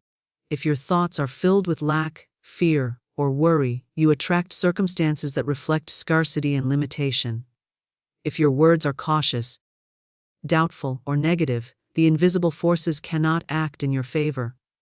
On the other hand, when your mind is clear, your thoughts are constructive, and your words are affirmative, you become a magnet for the very prosperity, opportunities, and blessings that your heart desires. It is important to understand that thought is not merely a mental exercise, it is a creative force. Every word you speak carries the power to build or to destroy, to attract or to repel. When you speak words of expectation, faith, and confidence, you are literally instructing the invisible currents to flow in your favor. The universe responds to your declarations as faithfully as a river follows its course. Your mind sets the direction, your words set the momentum, and the invisible realm organizes circumstances, events, and people to fulfill your command. This is why it is said that the spoken word is a wand of power. Words are not idle, they are seeds sown in the fertile field of the universe, and they bring forth fruit in accordance with the quality and consistency of the thought behind them. Consider how your mind operates as a magnet. Thoughts of fear, limitation, or uncertainty are like sending out a signal that repels prosperity. Every time you dwell on what you do not have, or repeat in your mind the stories of lack and struggle, you are unwittingly creating barriers that block the flow of abundance. Conversely, thoughts of gratitude, expectation, and confident belief draw exactly the resources, ideas, and opportunities you need. This is not coincidence. It is natural law. When you fully realize that your thoughts are magnetic, you begin to speak and think with a new level of care and intention. You recognize that every declaration matters, that every thought is a command being issued into the universal realm, and that the response is inevitable. The power of words is amplified when they are spoken aloud. Silence may hold a thought, but the spoken word carries it into the atmosphere where it can be organized and manifested. When you say, "I am abundant, I am prosperous, money flows easily to me," you are broadcasting a signal that the invisible forces immediately act upon. Your words are not a plea, they are a decree. They are the conscious use of your creative power, and they compel the universe to align circumstances to fulfill them. This is why affirmations, declarations, and spoken intentions are so potent. They do not merely reflect your inner beliefs. They help shape them and reinforce the magnetic pull of your desires. Thoughts that are repeated with emotion and conviction become dominant. They embed themselves in your subconscious, which is the fertile soil of manifestation. The subconscious does not analyze or judge. It accepts as truth whatever impression is placed upon it. If you consistently think and speak in terms of abundance, your subconscious mind organizes the invisible currents of supply to bring this reality into your life. If, however, you allow doubt, fear, or complaint to dominate your inner dialogue, the subconscious obeys those vibrations and reinforces lack, limitation, and delay. Therefore, the conscious selection of thoughts and words is critical. You are the gardener of your own life, and your mind is the field where seeds are sown. Choose carefully what you plant, for these seeds determine the harvest. It is also important to recognize the emotional tone that accompanies your thoughts and words. Emotion is like the wind that carries the seeds of your intention. Thoughts without feeling are weak, they may drift, but they lack the force to root and grow. When you combine belief, expectation, and joy with your mental focus, you create a powerful magnetic energy that the universe cannot resist. Every word spoken with faith becomes a beacon, drawing to you the opportunities, the wealth, and the circumstances you require. This is why it is so essential to cultivate a mindset of positivity, confidence, and certainty. The universe responds not to what you hope might happen, but to what you confidently declare will happen. It is also crucial to guard your mind against negative influences. Surround yourself with words, thoughts, and people that reinforce faith, abundance, and positive expectation. Avoid dwelling on stories of scarcity, misfortune, or limitation, for these thoughts are highly magnetic in the wrong direction. Your mind, your words, and your environment must all align with the vibration of abundance if you are to attract the flow of prosperity you desire. Every conversation, every statement, every inner thought contributes to the invisible currents shaping your reality. Discipline your mind. Speak consciously and maintain unwavering focus on the good, the prosperous, and the abundant. The law of magnetism does not concern itself with how, when, or where your desires will manifest. It concerns itself only with the purity, clarity, and intensity of the signal you are sending. If your thoughts are clear and your words are strong, the universe moves to fulfill them. It is intelligent, precise, and infinitely capable. It organizes circumstances, ideas, and even people to deliver the outcome that corresponds to the vibration you emit. Your job is not to struggle, manipulate, or coerce, it is to command, affirm, and expect. The magnetic power of thought, backed by the spoken word and emotional conviction, is unstoppable when aligned with the law of abundance. Doubt blocks manifestation, while faith opens the channels of the universe and allows abundance to flow freely. This is a fundamental law that governs all creation. What you believe with absolute certainty shapes your reality. Doubt is like a shadow that obscures the path of manifestation. It confuses the currents of supply and weakens the magnetic pull of your desires.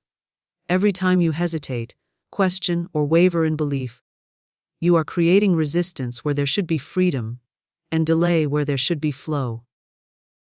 The universe responds not to hesitation but to confident, unwavering expectation. Faith, on the other hand, acts as a clear signal, a bright light that guides the invisible forces directly toward your intended goal.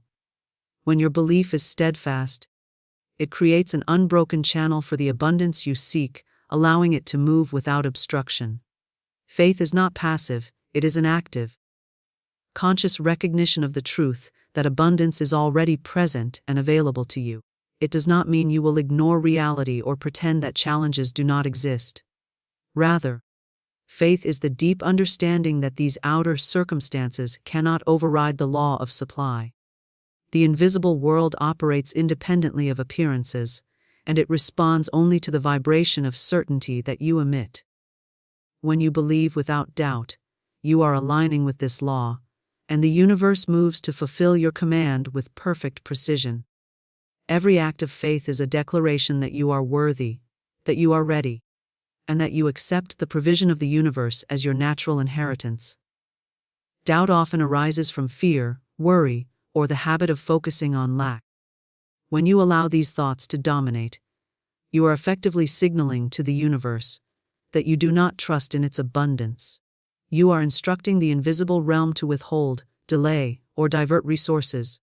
This is why it is imperative to cultivate a mindset of trust and expectation.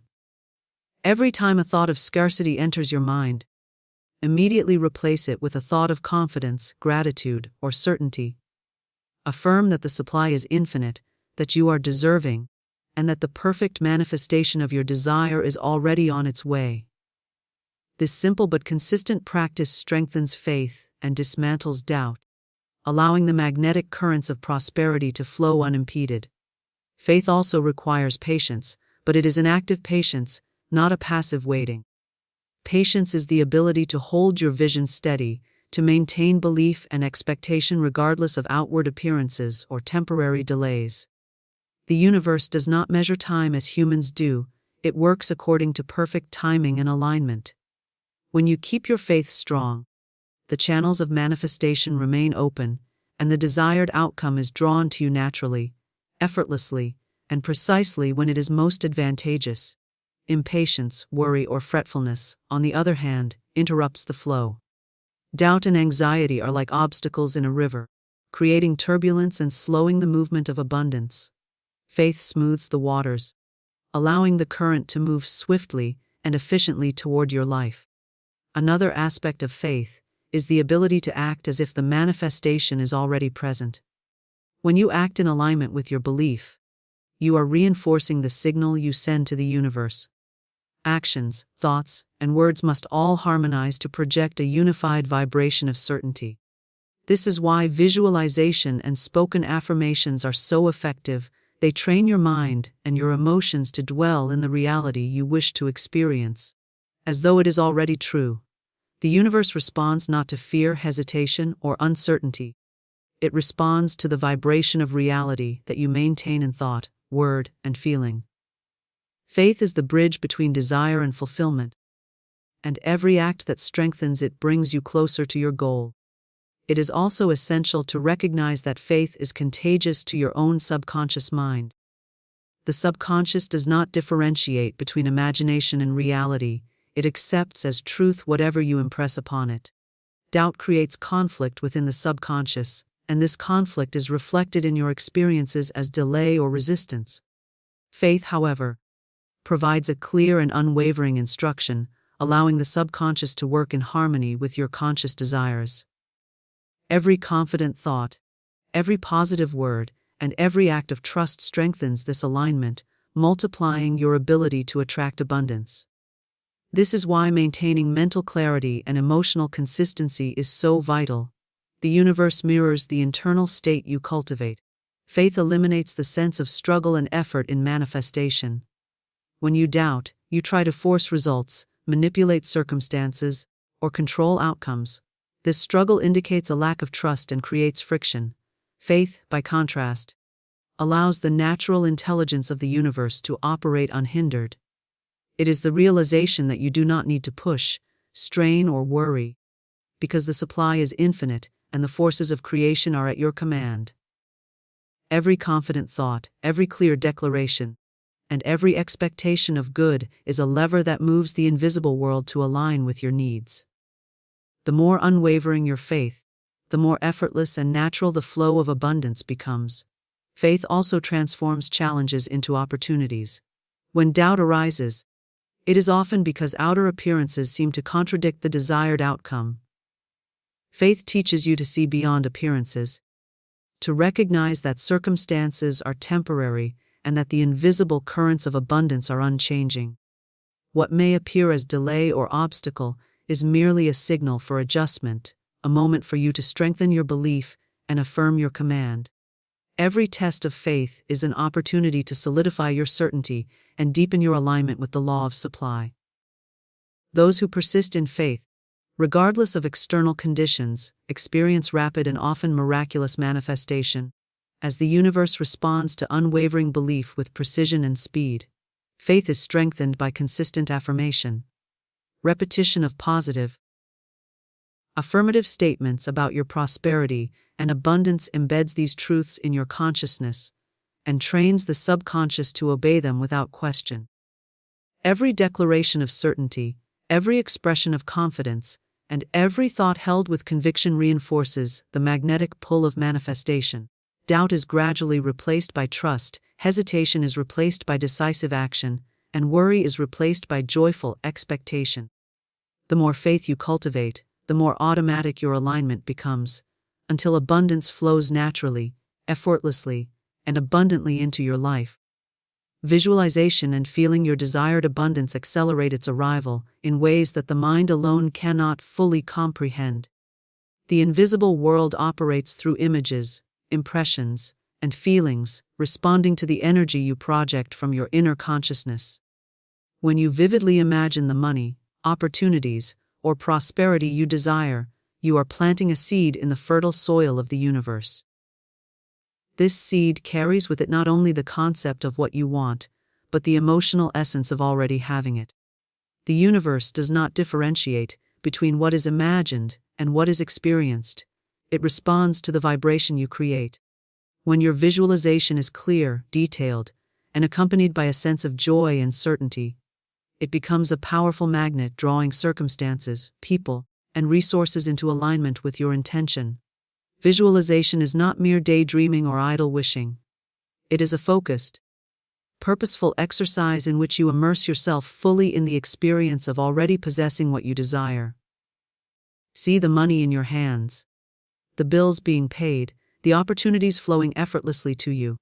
Feel the relief, the excitement, and the joy of having your needs met and your desires fulfilled. Let your senses participate fully in this creative act. Hear the sound of abundance arriving, see it with clarity, feel it as though it is tangible. This multidimensional engagement communicates a precise signal to the universe, one that cannot be misinterpreted or delayed. The more real and emotionally charged your visualization, the stronger the magnetic pull that draws your desired outcome toward you. Feeling is the secret that transforms visualization into manifestation. The invisible world responds not merely to mental concepts, but to the vibration of emotion that accompanies them. Joy, gratitude, confidence, and expectation act as accelerants, intensifying the energy of your mental images and broadcasting them with irresistible power.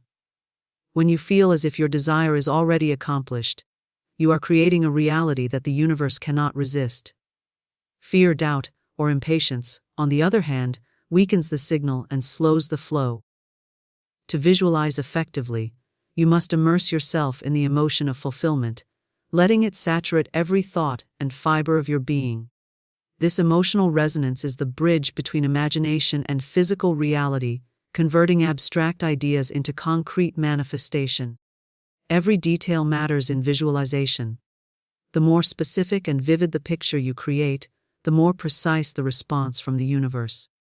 When you see yourself walking in financial freedom, handling money with ease, and experiencing abundance in every area of your life, you are giving the invisible world a clear blueprint to follow. Ambiguity or half-hearted images create confusion, weakening the signal. Therefore, clarity, consistency, and emotional engagement are essential. Repeat these visualizations daily, allowing them to become so familiar and real that your subconscious mind accepts them as already true. The subconscious, being the fertile ground of manifestation, then works tirelessly to organize circumstances that reflect your inner vision. Visualization should be accompanied by affirmations, spoken or silent, that reinforce the reality of your desire. Words are the instruments that translate thought and feeling into vibration. By declaring, "I am prosperous. Money flows to me easily and abundantly," you are giving voice to the images in your mind, solidifying their power, and strengthening their magnetic force. The combination of clear mental imagery, strong emotion, and affirmative speech creates an unstoppable momentum. The invisible forces, obedient to the law of mind, organize opportunities, people, and resources to bring your vision into tangible form. This process is precise, intelligent, and responsive, and it functions without concern for obstacles, distance, or apparent limitations. The practice of visualization also trains your consciousness to remain focused on abundance rather than scarcity. When you immerse yourself in the feeling of already having what you desire, you are aligning your mind with the current of supply, rather than the current of lack. This alignment is crucial because the universe responds to the dominant vibration you maintain. If your inner world is filled with worry, doubt, or fear, your outer world will reflect those vibrations. If your inner world is filled with clear images of prosperity and the joy of fulfillment, your outer world will begin to mirror those conditions. Consistent visualization, combined with emotional engagement, transforms your consciousness into a magnetic field of attraction, irresistible to the flow of abundance.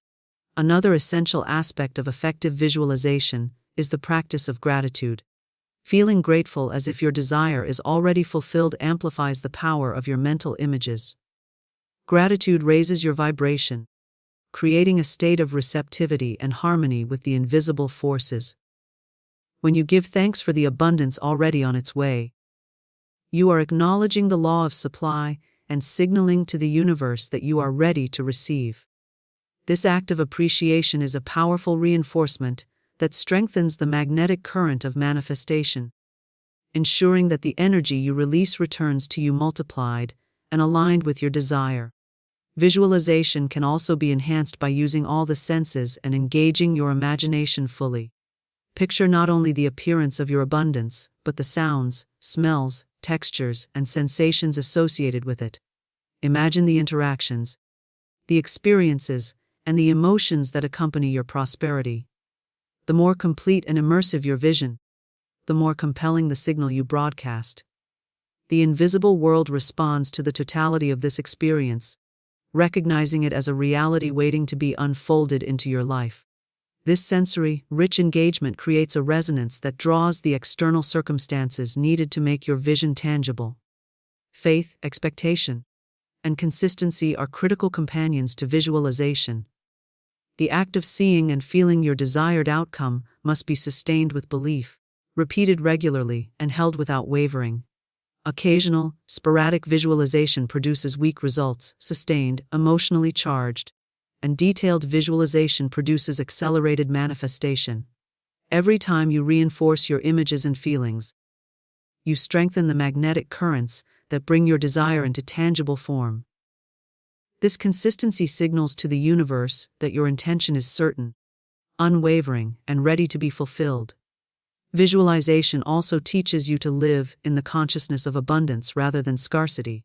By regularly immersing yourself in the feeling of already having what you desire, you create a mental habit of expectancy. This expectancy is magnetic. It does not argue with appearances or external conditions. It simply persists, projecting the reality you choose until the outer world conforms to it. Your inner world, shaped by vivid imagery and genuine emotion, inevitably dictates your outer circumstances.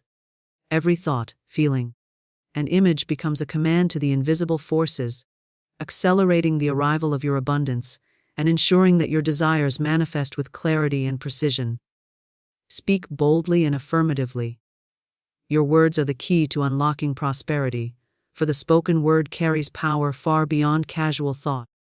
Words are not merely a tool for communication, they are seeds of creation, vibrations that move the invisible forces of the universe into action. When you speak with clarity, confidence, and authority, you are issuing a command to the unseen world. The universe responds not to hesitation, not to timid requests, but to bold declarations that express faith and expectancy. Every word you utter creates a magnetic current, drawing circumstances, people, and opportunities into alignment with the reality you affirm. The more precise, the more confident, and the more emotionally charged your words, the more potent they become as instruments of manifestation. The spoken word acts as a wand of creative power, a tool by which you shape the world around you. When you say, "Money flows to me easily and abundantly," you are not merely expressing hope or desire. You are issuing a command that the invisible world cannot resist. The law of attraction, the law of supply, and the law of manifestation all respond immediately to such declarations. Doubtless or timid expressions, however, send conflicting signals that confuse the magnetic currents, weakening their effect and delaying the arrival of your desires. Bold, affirmative speech communicates certainty, expectation, and alignment with the abundant flow of the universe, compelling it to move in your favor with precision and intelligence. Words are the bridge between thought and reality. Thoughts alone are powerful, but when they are expressed aloud with conviction, they gain momentum and vibrancy. Speaking allows the invisible currents to organize in tangible form, bringing your desires into manifestation. This is why affirmations, declarations, and spoken intentions are so central to the practice of prosperity. They reinforce your inner beliefs, focus your attention, and broadcast your intentions to the invisible world. Each statement spoken with faith becomes a signal that cannot be ignored, a magnetic force that aligns circumstances, resources, and people to fulfill your command. Bold speech requires the mastery of inner silence as well. You cannot command the universe with hesitation, contradiction, or uncertainty. If your thoughts are weak or wavering, if your mind questions your worthiness or the possibility of abundance, your words will carry the vibration of doubt, and the response will be weakened. Inner alignment is essential. Your thoughts, feelings, and spoken words must all resonate with the certainty of the outcome you desire. Speak only what you intend to manifest. only what you truly expect to see in your life, and allow your inner conviction to infuse every word with power. Emotional energy amplifies the spoken word. Words spoken without feeling are like seeds scattered on barren soil. They may fall but will not grow. When you speak with enthusiasm, joy, and expectancy, you are imbuing your words with life, giving them the vitality necessary to attract their fulfillment. Feel the excitement of abundance as you speak of it. Feel the satisfaction, the relief, the joy. Emotion carries vibration, and vibration attracts like vibration. The stronger the emotional charge behind your words, the faster, clearer, and more effortless the manifestation of your desires. This is why it is not enough to speak affirmations mechanically. They must be spoken as though the outcome is already true, alive in your present experience. Consistency in speech is another essential element. Repeated declarations, spoken daily with confidence and expectation, create a pattern that the subconscious mind absorbs and obeys. The subconscious does not differentiate between imagination and reality. It accepts whatever impression you give it as fact and works to organize the circumstances that reflect that truth. By consistently affirming prosperity, you are programming your subconscious to anticipate abundance, eliminating doubt and resistance, and allowing the natural flow of supply to move unhindered into your life. Each word spoken reinforces your belief, strengthens the magnetic current, and accelerates the realization of your desires. It is equally important to guard against negative or careless speech. Words of fear, complaint, or limitation repel prosperity in the same way that doubt obstructs manifestation. Speaking about lack, scarcity, or delay sends out vibrations that attract exactly that which you do not want. The universe does not argue or reason. It responds with perfect precision to the signals you emit. Therefore, your speech must be deliberate, confident, and aligned with the abundance you wish to see. Speak only what is constructive, affirm only what you wish to manifest, and let your words become a continuous declaration of faith, expectancy, and power. Affirmative speech also teaches the mind to think in terms of abundance. When you speak boldly of prosperity, you are conditioning your consciousness to perceive opportunities, resources, and possibilities that you might otherwise overlook. Words shape perception, and perception shapes reality. As you speak of the good that is already yours, you begin to recognize it everywhere in your life. This awareness strengthens belief, deepens faith, and multiplies the magnetic effect of your words. Speaking boldly not only commands the invisible world, it also trains your conscious mind and your subconscious mind to expect, recognize, and receive abundance. The spoken word can also act as a shield against limitation.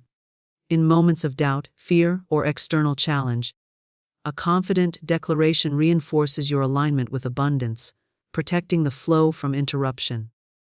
By speaking your truth and affirming your prosperity, you remind yourself and the universe that you are a rightful recipient of abundance. This clarity and authority remove confusion, uncertainty, and hesitation, allowing the invisible forces to respond swiftly and accurately. Words are powerful tools of authority. They establish your command over your reality and assert your right to receive the full measure of the universe's supply.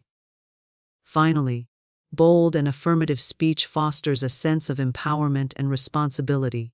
You recognize that you are not a passive participant in life, but an active creator. Every word, every declaration, every sentence spoken with confidence is an exercise of your creative authority. The universe responds not to your complaints, not to your doubts, but to the deliberate, conscious expression of your will in harmony with the laws of supply. Speaking boldly affirms your sovereignty over your circumstances, aligns your inner and outer worlds, and sets in motion the magnetic currents that bring your desires into tangible form with precision and ease. Money moves according to the laws of supply, demand, and circulation, and understanding these principles is essential to mastering prosperity. The universe operates on intelligent and perfect laws that govern every aspect of abundance, and money is no exception. It is not stagnant, nor is it bound by arbitrary limitation. Like a living current, it flows where it is welcomed, where it is expected, and where it can circulate freely. The law of supply assures you that there is always more than enough. The law of demand confirms that what you require will come to meet your need. And the law of circulation ensures that money moves, flows, and returns continually when handled in alignment with these principles. Understanding these laws allows you to command the universe with clarity, faith, and authority, drawing the prosperity you seek without struggle or strain. The law of supply is the foundation upon which abundance rests.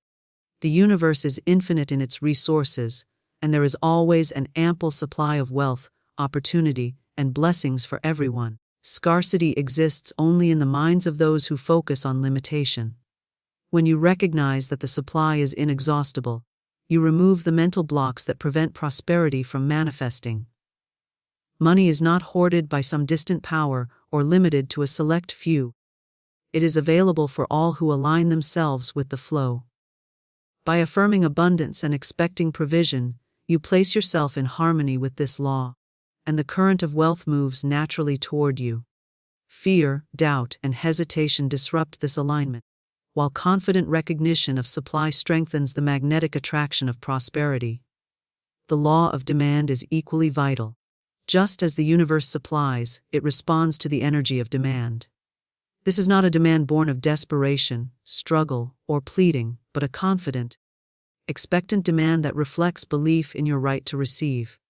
When you clearly state what you desire, when your thoughts, words, and emotions consistently affirm your intention, you create a strong demand signal to the invisible forces.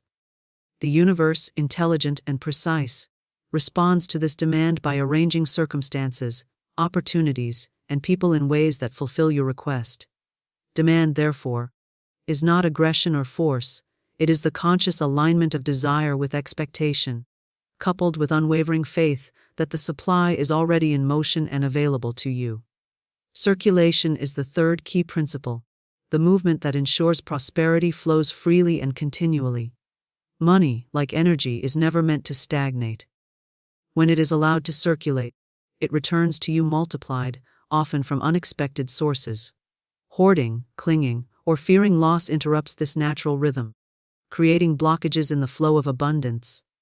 The universe rewards generosity, movement, and the conscious release of resources, for these actions signal trust in the law of supply. When you give freely, invest wisely, or contribute to the well-being of others, you create a dynamic current that accelerates the return of wealth to your life. The flow of money is a reflection of the energy you release into the world. It moves toward those who honor its circulation and obey its natural laws. Understanding the laws of supply, demand, and circulation allows you to see the intelligence behind every financial transaction, every opportunity, and every source of income. Money is not random, it is a reflection of your alignment with these universal principles. When you command the universe to bring you prosperity, you are not asking for a miracle. You are invoking the natural order of abundance, a system that responds predictably to thought, word, and feeling. By aligning your mind and heart with these laws, you become a magnet for resources, and money flows with the ease, precision, and reliability of natural law. It is important to recognize that these laws are not separate from your inner consciousness. Your thoughts, words, and beliefs act as signals that influence the movement of money. If your mind is filled with worry, scarcity, or doubt, the currents of supply, demand, and circulation are disrupted. If, however, your consciousness is focused on abundance, expectation, and confident faith, the currents move freely, bringing prosperity to your life with remarkable speed and efficiency.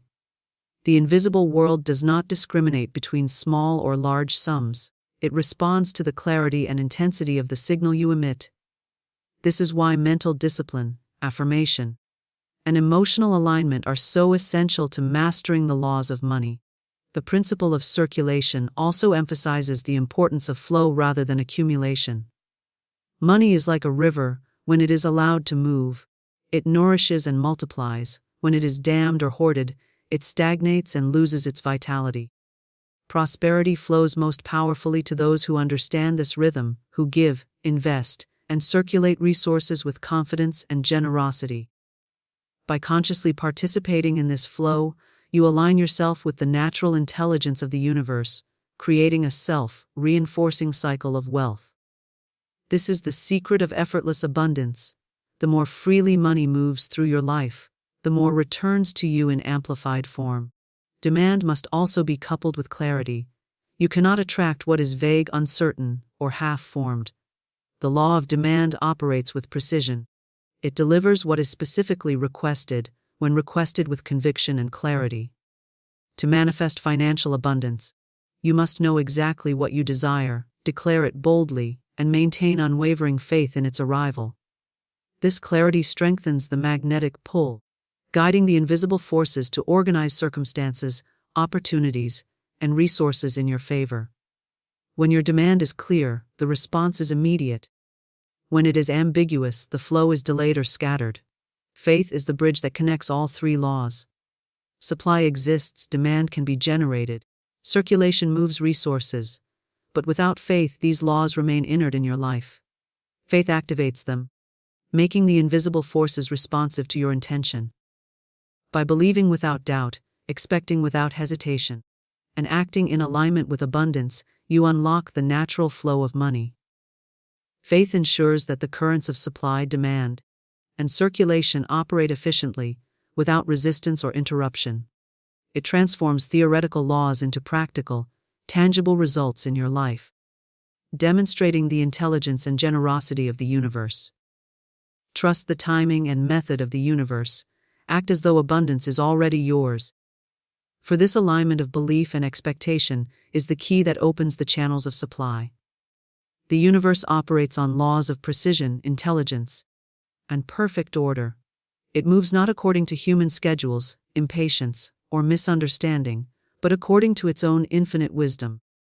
Every desire you hold, every intention you issue, is received immediately by the invisible world, yet it unfolds according to timing that is flawless, exact, and beneficial. Trust, therefore, is not passive waiting, it is active alignment. It is a conscious decision to release control over the how and when, and to focus instead on the certainty of the outcome.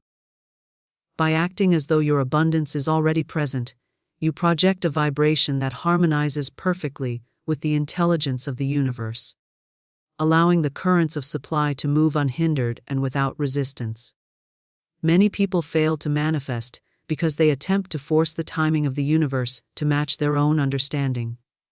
They worry, fret, or manipulate circumstances in an effort to bring their desire into reality on their own terms. This creates friction, confusion, and delay. The invisible forces are intelligent and respond only to the vibration of faith and certainty. When you trust completely and act in alignment with the expectation that your desire is already fulfilled, you remove the obstacles created by doubt and impatience. The universe is then free to orchestrate events, opportunities, and resources in the most perfect and efficient manner. Trust allows the invisible currents to operate without obstruction, producing results that often exceed your imagination. Acting as though abundance is already yours requires a shift in consciousness. It is not enough to think positively or hope for prosperity. You must live, speak, and move from the inner reality of already having what you desire. Visualize, feel, and declare your abundance as if it is present now. See yourself handling money with ease, receiving opportunities with confidence, and experiencing prosperity in every aspect of your life. By embodying this inner reality, you create a magnetic resonance that draws the external manifestation into alignment. The universe responds to the reality you inhabit internally, not merely the desire you express externally. This is the secret to effortless manifestation. Your inner conviction becomes the blueprint for outer reality. Faith in the timing of the universe also cultivates patience. But this is not the ordinary patience born of passive waiting. It is an active patience, a steady, unwavering trust that every detail is being arranged for your highest good. You do not need to know the steps, the pathways, or the intermediate events. Your responsibility is to maintain clarity of intention, hold your vibration in alignment with abundance, and trust that the universal law of order is arranging everything perfectly. Every delay, every seeming obstacle, every unexpected circumstance is part of this orchestration. When you maintain trust, these events are transformed into opportunities, adjustments, and accelerators that bring your desire into reality more perfectly than you could have planned. The invisible forces respond to certainty rather than urgency. When you act as though abundance is already yours, you project a signal of confidence and expectation. This signal is magnetic, compelling the universe to align circumstances in your favor. Hesitation, doubt, or anxiety, however, dilute this signal, causing delay and confusion. The key is to maintain a steady, unwavering focus on the reality you wish to experience, releasing all concern over the exact methods and timing. The universe is a perfect organizer, and when your vibration aligns with abundance, it moves with precision, intelligence, and grace, delivering your desire in the most advantageous way.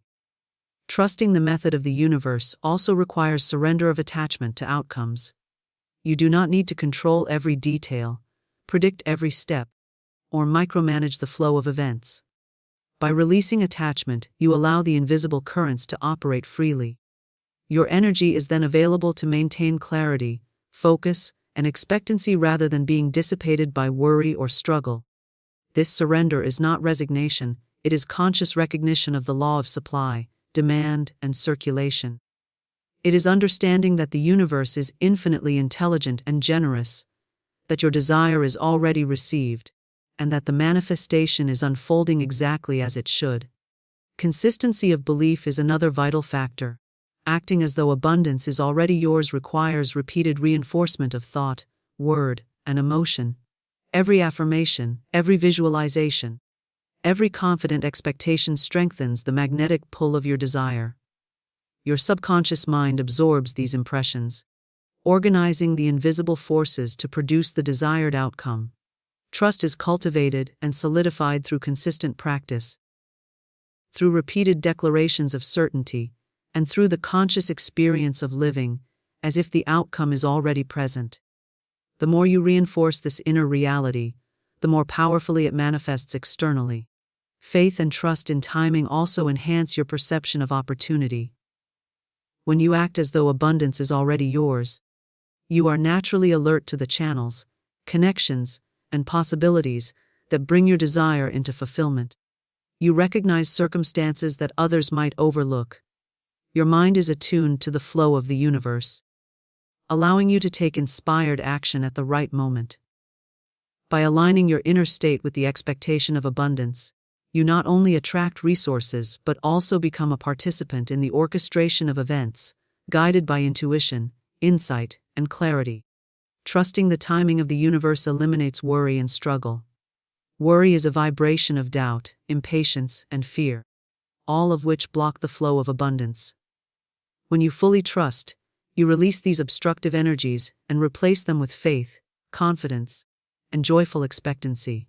The invisible forces then move freely, bringing your desires into alignment with perfect order and timing. Your inner calm, unwavering focus, and consistent belief create an environment in which abundance can manifest without resistance, friction, or delay. Acting as though abundance is already yours also strengthens your personal sense of worthiness and entitlement. By living from the perspective of having received, you affirm that you are deserving, capable, and aligned with the law of supply. The universe responds to this self-recognition, providing opportunities, resources, and blessings in harmony with the vibration you maintain. Doubt or feelings of unworthiness, on the other hand, create resistance, limiting the flow of prosperity and delaying fulfillment. Confidence, trust, and alignment with abundance invite the full measure of the universe's supply into your life. Visualization, feeling, and affirmative speech all support this practice. By seeing, feeling, and declaring your desired outcome as if it is already present, you strengthen the alignment between your inner consciousness and the invisible forces. This alignment is the key to effortless manifestation. The more fully you inhabit the reality of abundance internally, the more magnetic your presence becomes, and the more efficiently the universe responds. Every act of trust, every confident declaration, and every thought held with certainty reinforces the signal you send to the invisible world, ensuring that your desires are drawn into manifestation with speed, clarity, and ease. The words you speak to yourself become the seeds of your future. They grow roots in the unseen and blossom in the visible. And I say unto you now, child of the infinite, your voice, your words, your declarations, they carry the power of life and substance. Your spoken word is your wand. Speak it with faith. Speak it with certainty, and it shall not return void. For just 3 days I ask you to speak to yourself differently. Not with fear, not with lack, not with limitation, but with divine authority. Talk to yourself as one who walks with God, as one who is backed by the wealth of heaven. Every time the shadow of doubt creeps in, cast it out with a stronger word of truth. Every time you are tempted to say, I can't afford this, say instead, God is my instant and everlasting supply, and all my needs are met now. You do not beg for abundance, you command it with the vibration of belief. You do not chase money, you magnetize it with your faith-filled declarations. For 3 days, do not speak of what is missing. Speak only of what is manifesting. Say to yourself, my bank account is increasing daily, in expected and unexpected ways. Money flows to me freely, frequently, and from multiple sources. Say it not as a hope, but as a law already fulfilled. When you say, I am a child of the King, the universe must respond. When you declare, riches are drawn to me with divine ease, the floodgates must open. For the law of prosperity is a law of vibration, and your words are the code that unlocks the doors. If you will talk to yourself like this for 3 days, just 3, you will activate a power so strong, so magnetic, that even your bank account must obey. Your words are currency. Speak as though you're already wealthy, and wealth will obey. The outer is ruled by the inner. Change your inner conversation, and you change your outer condition. So I invite you, speak aloud the language of abundance. Declare your inheritance. Call forth divine supply. Do not wait for proof. Your faith is the proof. The word is the bridge. And the word, when spoken with conviction, moves mountains, parts seas, and fills empty accounts. For 3 days, talk to yourself as the rich soul that you are, and watch. Watch what happens to your money. Watch what happens to your spirit. Watch what heaven does when your voice becomes a command and not a complaint. It is done unto you as you believe, and you believe through what you speak. Speak, believe, receive, and watch what happens. I do not chase money. I magnetize it. I release the energy of pursuit and enter the stillness of trust. I do not scramble or grasp or worry, I align. I align my thoughts, my words, and my feelings with the vibration of having, not wanting. For in the spiritual realm, wanting only signals lack, but having is the sacred key. So I claim what is mine. I declare that money loves to find me, that prosperity circles back to me like breath returning to the lungs. I am a divine magnet for wealth, not by effort but by essence. I do not need to strain, I need only to speak. I walk as if every step is on to gold. I sit as if royalty resides within me. I rise each morning and whisper to myself, abundance knows my name. I do not ask the world to validate it. I know it because I have spoken it, and what I speak with conviction must materialize. My spoken word is not idle chatter, it is divine decree. The words I say are not floating dust, they are creative force. When I affirm truth, I activate law. When I declare my wealth, I awaken the stream of supply that is already mine. And I do so gently, but with unshakable power. The universe is not confused. It waits for my clarity.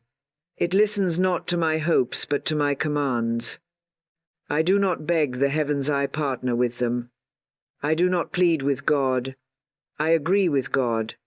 And when I agree with the infinite, mountains move and money flows. My words are not random. They are sacred instruments of change. Each sentence I speak becomes a seed. And just as surely as the soil answers the seed with fruit, the universe answers my voice with substance. I speak to the invisible and it responds in form. I do not wait to see before I believe, and then I see. I say what I desire as though it already exists. I say it out loud. I say it in love. I say it in rhythm. And the law is bound to obey.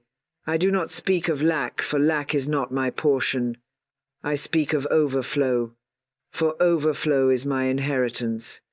I call money to me, not with fear, but with faith. Not with pressure, but with praise.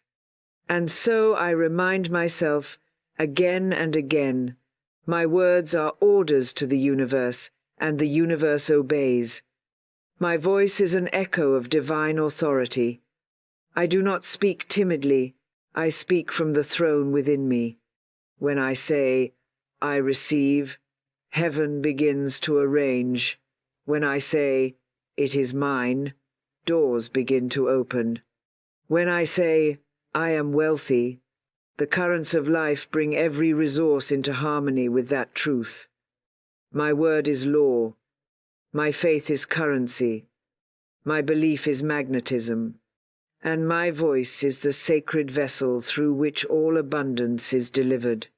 So I continue to speak, to affirm, to declare, not because I am trying to convince the universe, but because I am aligning with the truth I already know. I affirm, I am one with the substance of God, and the substance of God is endless supply. And as I flow into this truth, I flow into the next wave of manifestation, already forming, already rising, already ready to be received. I am one with the substance of God, and the substance of God is endless supply. There is no beginning and no end to the source that feeds me. I do not earn it, I inherit it. I do not chase it, I allow it. For I am made of the same divine fabric that created galaxies, and in this fabric there is no lack, only fullness, only plenty, only radiant sufficiency. As I stand in the truth of who I am, I realize that I do not need to force prosperity to come to me. It is already within me, waiting to be spoken into visibility. I am not separate from wealth. I am made of it. I am not hoping for supply. I am immersed in it. There is no place I go where the presence of abundance is not with me. I carry it in my voice, in my breath, in my spirit. The divine cannot abandon itself, and I am divine. I am an expression of God's infinite wealth. I do not compare my life to others. I do not measure my worth by numbers. I speak what is true in the realm of spirit, and that truth bends the material world to its image. I no longer see a difference between the spiritual and the material. All is one. All is God. All is supply in different forms. When I walk in this knowing, miracles become natural. I do not panic over bills, I speak to them. I bless them and affirm they are already paid. I do not tremble at the sight of my account, I talk to it. I say, you are growing now. You are multiplying now. You are the evidence of my inner wealth. I treat money as sacred energy, and I command it as a faithful servant. It obeys my tone. It listens to the way I speak of it. I talk to money as I would talk to a dear friend, not with fear, not with resentment, but with warmth and welcome. When I say, unexpected income is always finding me, I am richly supplied. I open the way. I open the way for phone calls, for gifts, for refunds, for deposits, for surprises that feel like divine kisses. I do not need to figure out how. I do not need to know who. I speak the what, and heaven orchestrates the rest. When I declare that I am richly supplied, I activate spiritual law, and the law never forgets what I have spoken. The moment I affirm it, the chain reaction begins. I am no longer bound by the evidence of the outer world. I walk by inner sight. I speak from inner truth. I do not declare. I do not doubt, I affirm. I do not shrinky expand. And the more I affirm my wealth, the more I become a channel wide enough to receive it. The more I expect the unexpected, the more it flows in. I do not just believe in miracles, I expect them daily. I expect money to find me, love to support me, favor to surround me. This is not imagination, it is law. It is principle. And I am the vessel through which this law is activated. I now release every fearful word I have ever spoken about money. I forgive myself for every complaint, every worry, every limit, and I begin anew. I now talk to myself, to money, to life with divine power. I speak the vibration of overflow. I expect miracles, and I allow unexpected income to surprise me with joy. Unexpected income is always finding me. I am richly supplied. I am constantly surrounded by divine opportunities wrapped in ordinary moments. I do not need to understand the details, I trust the design. I do not look for the blessing with anxious eyes, I let it arrive with grace. For the supply that belongs to me does not miss me. It is encoded into my vibration, summoned by my faith, drawn to me by my expectancy. I say it daily, with peace in my heart. Unexpected money is always making its way to me. I say it not to get something, but because it is already so. I speak it as fact. I declare it as truth. And heaven responds. Each word I speak becomes an invisible doorway. My declarations are not idle, they are activators. When I say I am richly supplied, I am opening the gate to provision that was always mine. I am stepping into alignment with the source that never runs dry. I am no longer asking life to give to me, I am agreeing that it already has. My speech is no longer filled with confusion, contradiction, or contradiction. My speech is clear, certain, and creative, and with every sacred phrase I affirm, the universe arranges itself to match. I release my grip on how the income will appear. That is not mine to figure out. The how is handled by divine intelligence, and divine intelligence never fails.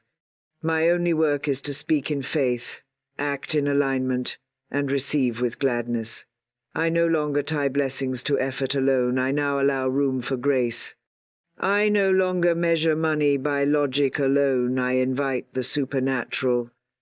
I know that life holds more ways to bless me than I could ever plan for.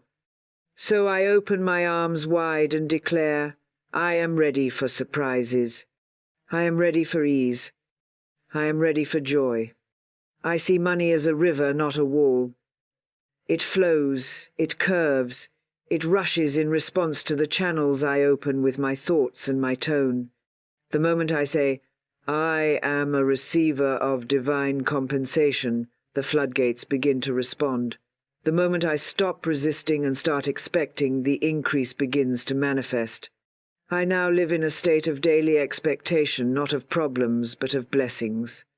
I wake each morning and ask, how will money find me today? I look for signs. I stay in gratitude. I bless what I have, and I affirm that more is on the way. It is not my job to predict the path.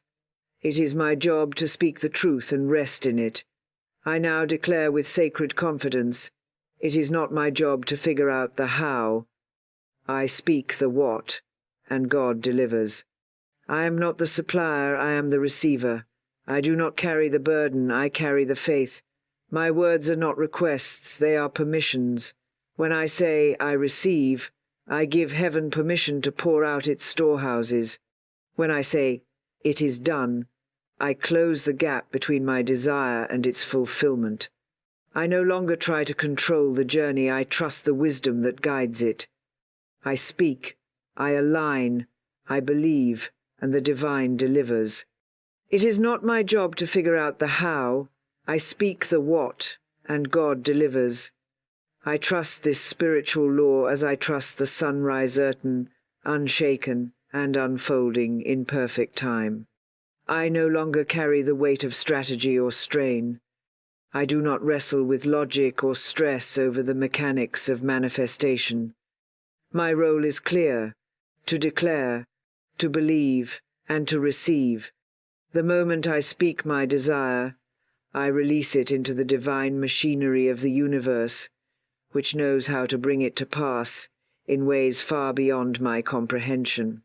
I do not lean on my own understanding. I rest in divine intelligence.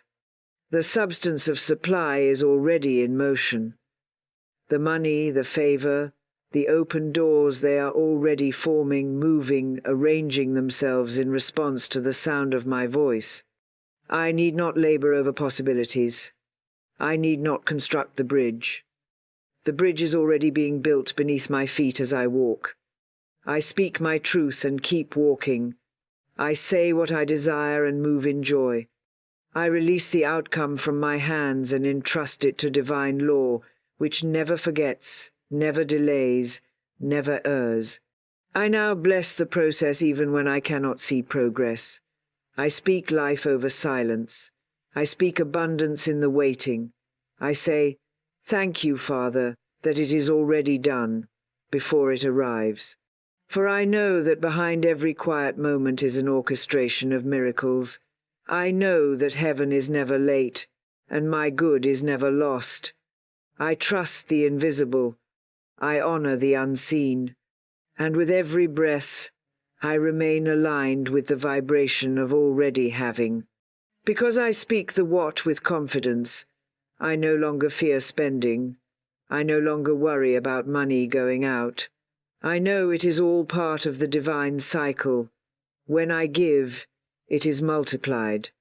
When I spend, it is blessed.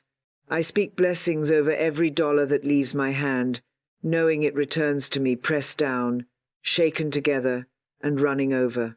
I say it with reverence. Every dollar I spend returns to me multiplied. Money blesses me as it goes and grows as it returns. I do not cling, I circulate. I do not hoard, I trust. For money is not something I lose, it is something I send, and it comes back home with increase. I now speak with gratitude over every transaction. I thank the money as it moves. I thank the law that governs its return. I do not resent bills, I bless them. I do not fear expenses. I call them opportunities for expansion. The more I circulate with faith, the more I receive with grace. I talk to money not as something that escapes me, but as a loyal companion that honors my energy. When I bless it, it responds.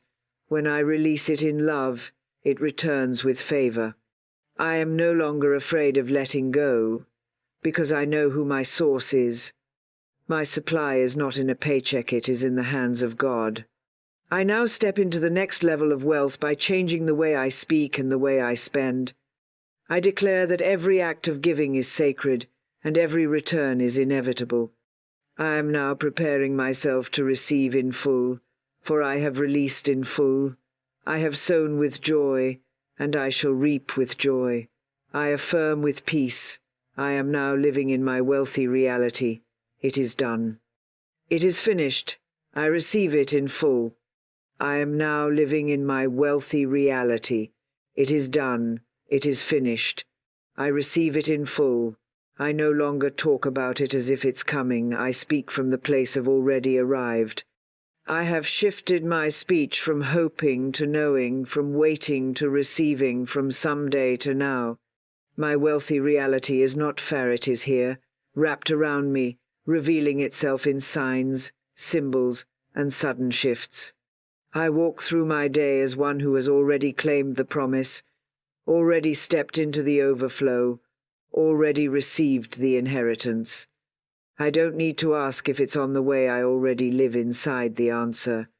Because I live in my wealthy reality, I treat my environment with reverence. I move with dignity. I speak with clarity. I expect favor, because favor is a natural part of my atmosphere. I expect opportunities, because I walk in divine timing. I expect doors to open, because my wealthy self no longer knocks, she is invited in. My speech reflects my status. I no longer use the language of lack, delay, or fear. I speak the vibration of completion. I say, I am ready. I say, it is mine. I say, I am provided for in full. There is no more room for contradiction in my voice. I have silenced the echoes of not enough. I have deleted the language of survival. Now I speak from stability. I speak from surplus. I speak from joy. And everything in my life is beginning to mirror my words. My reality is catching up with my vibration. The more I live in this state of already having, the more heaven pours out without hesitation. My job is not to force the outcome. My job is to speak from the outcome. So I rise each day and talk to myself like the wealthiest version of who I am. I look in the mirror and speak to the one who has already made it. I declare, you are abundant, you are taken care of, you are living proof of divine provision. And as I affirm, I rewire every cell of my being to believe what my spirit already knows.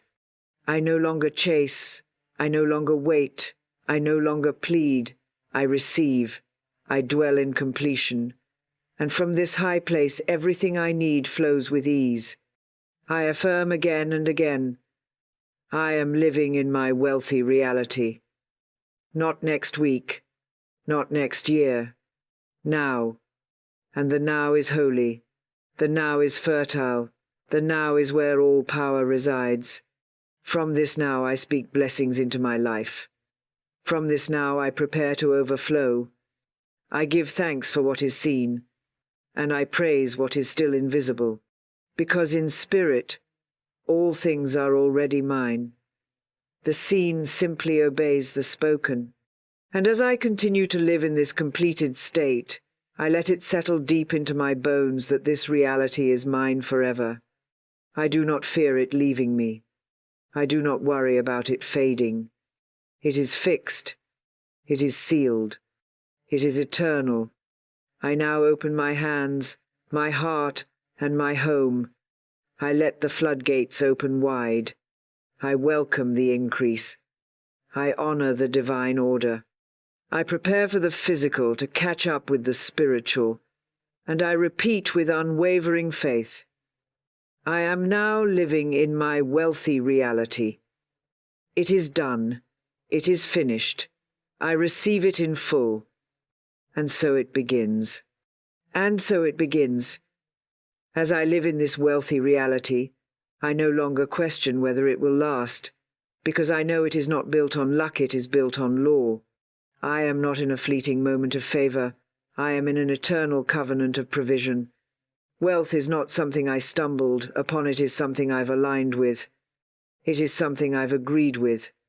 It is something I've spoken into being. And every time I speak with faith, the universe listens and responds in kind.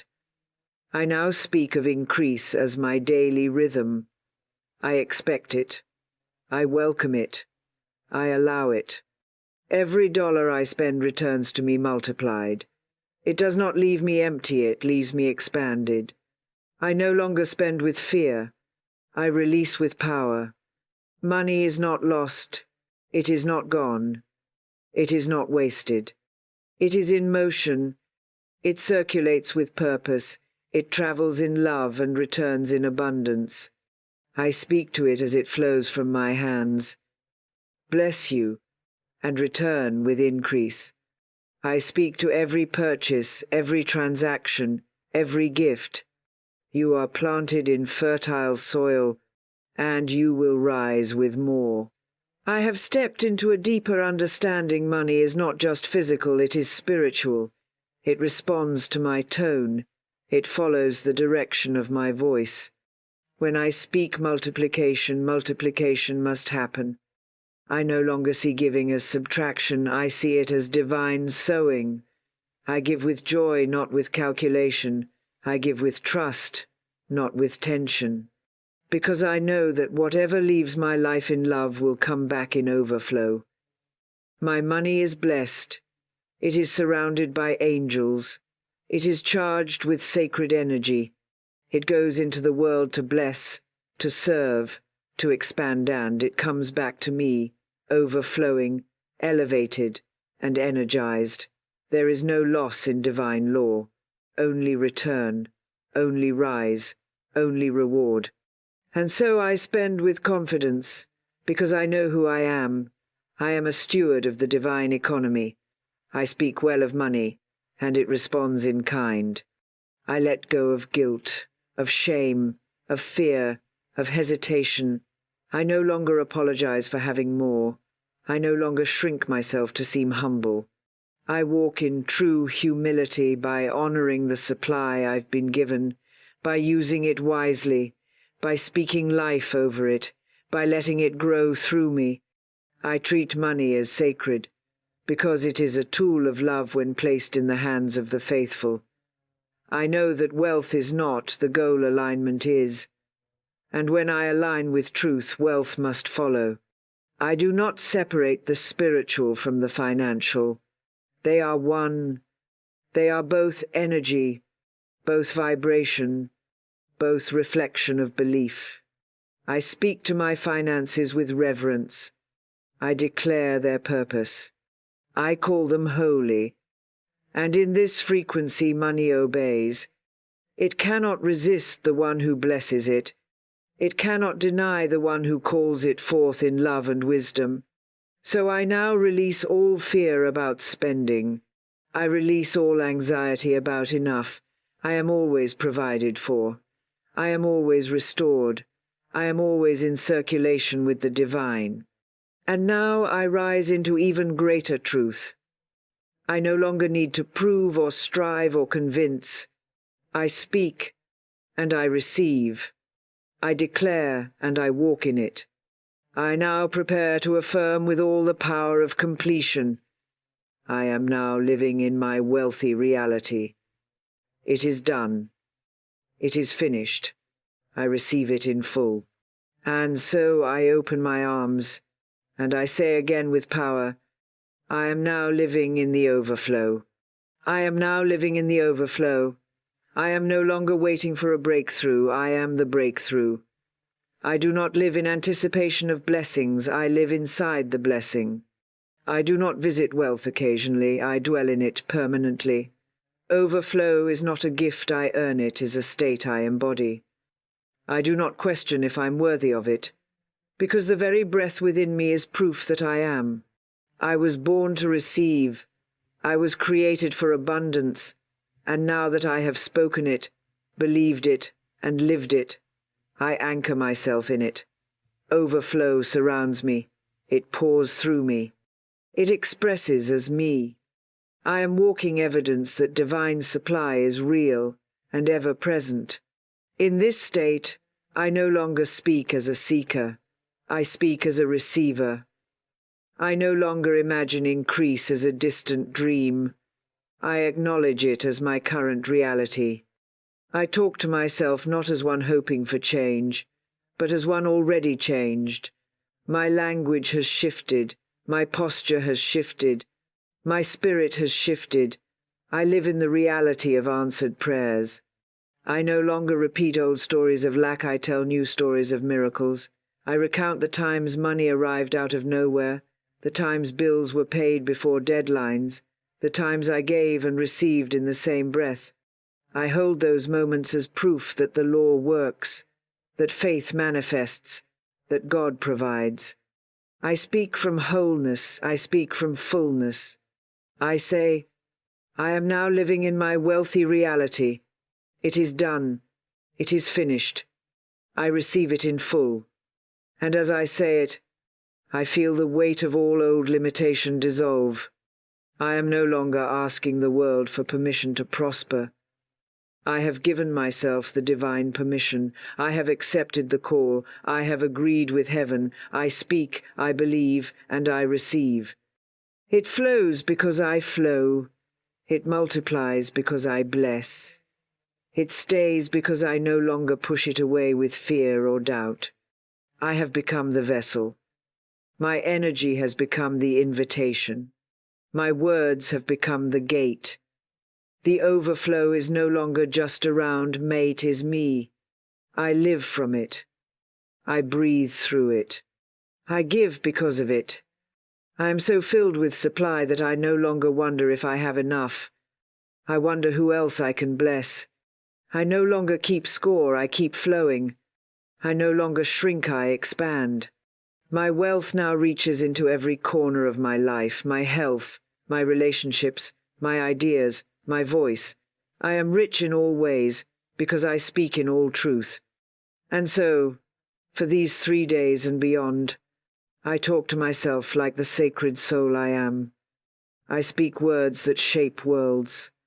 I affirm realities that heaven already wrote for me. I let no word fall from my lips without power. I release no sentence without purpose. My voice is the frequency of fulfillment. My affirmations are divine instructions. My declarations are agreements with destiny. Every time I speak wealth, I hear the echo of God saying, "It is so." I do not wait, I align. I do not hesitate, I trust. And I do not chase, I magnetize. I talk to myself like this, and everything in my life must now rise to meet it. My words are the law, and the law has already moved. I am wealthy now. I am wealthy now. I am wealthy now. I receive divine supply with ease. I receive divine supply with grace. I receive divine supply with joy. Money flows to me. Money grows through me. Money stays with me. I am one with the source of all wealth. I am one with the source of all wealth. I am one with the source of all wealth. I no longer chase, I attract. I no longer beg, I believe. I no longer wait, I receive. My words are power. My words are truth. My words are law. Every dollar I spend returns multiplied. Every dollar I spend returns multiplied. Every dollar I spend returns multiplied. I am living in my wealthy reality. It is done. It is done. It is done. Overflow is mine. Overflow is mine. Overflow is mine. I give thanks. I give praise. I give permission. And so it is. And so it is. And so it is. Dear man and women within the vast kingdom of spirit, every idea has its messenger, every need its supply, and every desire its perfect fulfillment. Among these radiant emissaries stands one whose presence is golden, whose wings shimmer with the light of abundance, whose very breath is the perfume of prosperity, the angel of money. This angel is not a mere symbol of coins or currency, but a living expression of divine substance, an eternal reminder that riches are not created by toil or fear, but by alignment with infinite intelligence. The angel of money whispers to the heart, all that you require already exists. All that you imagine can be yours. You are heir to the kingdom of plenty. The angel does not arrive with struggle, nor with anxiety, but with ease, grace, and the certainty that wealth flows to those who are tuned to its frequency. Money is not the root of lack nor the servant of greed. It is energy, pure and untainted, awaiting direction from the consciousness that commands it. The angel of money teaches that thoughts are magnets, words are decrees, and beliefs are invitations. When one speaks lack, the angel cannot enter. When one clings to fear, the wings of provision remain folded. But when the soul proclaims with unwavering faith, I walk in a universe of lavish abundance, riches are drawn to me with effortless speed. The angel of money takes flight, scattering blessings like golden leaves upon the path. In the silence of prayer, the angel approaches. In the song of gratitude, the angel sings. In the moment a man or woman dares to know that supply is endless and prosperity a birthright, the angel stands beside them, opening invisible doors, arranging divine appointments, moving unseen hands to release treasure. The angel of money is not bound by numbers, nor markets, nor worldly economy. Its realm is eternal law, the law of opulence, the law of circulation, the law that declares, as you sow, so shall you reap, pressed down, shaken together, and running over. The angel urges us to release the grasp of hoarding, for only in circulation does money breathe. Only in generosity does it multiply, only in joy does it remain. When you summon the angel of money, you summon not mere wealth, but freedom, freedom to create, freedom to serve, freedom to live fully in the radiant design of destiny. This angel is the golden bridge between your invisible faith and your visible fortune. It does not argue, it does not delay. It simply waits for your recognition, your spoken word, your fearless claim of prosperity now. So lift your eyes from the shadow of limitation and behold the shining wings of supply. Call forth this angel with confidence, and let every word you speak be a seed of riches. For the angel of money is always near, ever ready, ever willing, ever able to bestow its endless treasures upon the soul that dares to believe. Money is divine energy, a messenger of abundance, not mere currency. To see money as paper, metal, or digital numbers alone is to limit its essence, to confine it to a shadow of its true form. Money, in its deepest truth, is an outpouring of divine substance, a shimmering vibration of the infinite, clothed in a form that human hands may hold and human minds may count. Yet behind every coin, behind every bill, behind every number glowing on a screen, is the eternal current of spirit flowing ceaselessly, longing only for recognition. When we call money divine energy, we lift it from the lowlands of fear and grasping into the high places of trust and knowing. We release the chains of judgment that have named money as corrupt or unspiritual, and instead see it as an angelic messenger, carrying with it the very assurance of supply. Just as sunlight is the messenger of warmth, and rain is the messenger of growth, money is the messenger of provision, of comfort, of opportunity. Those who fear money, who condemn it, who resent its presence in the hands of others, unknowingly close the doors through which divine energy would enter their own lives. For money, like all divine messengers, seeks welcome, not resistance. It comes where it is honored, where it is seen as sacred, where it is called good. To call money evil is to cast out the angel. To call money holy is to invite the angel to abide with you. Every thought of love toward money draws it nearer. Every thought of condemnation drives it away. Not because money itself is fickle or capricious, but because consciousness opens or shuts the gate through which divine energy flows. Money is not earned so much as it is aligned with. Countless examples stand before us, some toil endlessly and yet know only lack, while others, with ease and delight, attract overflowing supply. The difference lies not in effort but in recognition. The soul that sees money as divine energy speaks to it with joy, blesses it when it comes, blesses it when it goes, knowing it circulates endlessly and returns multiplied. The soul that sees money as mere currency clutches it in fear, hoards it in secrecy, or spends it with guilt, and thus lives in a cycle of depletion. The truth is that money, being divine energy, cannot be hoarded without stagnating. It longs to flow, to move, to serve, to fulfill. It is the river of supply, not the pond of scarcity. When we dam it with fear, it grows stagnant. When we release it with faith, it flows in crystal abundance. Consider how divine energy moves in all things. The breath you take in cannot be held forever. It must be released, and in its release, you are filled again. The water that quenches your thirst must continue its journey, and in its circulation, the earth remains fertile. The sunlight that warms your skin cannot be trapped in a jar. It must shine freely, or it ceases to be light. In the same way, money cannot be bound by chains of fear or locked away in distrust without losing its life. Money is alive when it flows. Money is divine when it circulates. The angel of money delights in circulation, for circulation is the law of the universe. If you see money as only a tool of man, its value is limited to numbers on paper and calculations of exchange. But when you see money as divine energy, its value expands beyond numbers into the realm of the miraculous. Then money does not merely come from wages or transactions, but from unexpected sources, from sudden opportunities, from channels unseen by the human eye. For divine energy is infinite, and its messengers are not bound to one path. The angel of money may arrive through a paycheck, but it may just as easily arrive through a gift, a refund, an inheritance, a chance encounter, a door that swings open at the precise moment it is needed. To the consciousness that recognizes money as divine, supply is endless and ways are innumerable. When money is seen as divine, it ceases to be feared.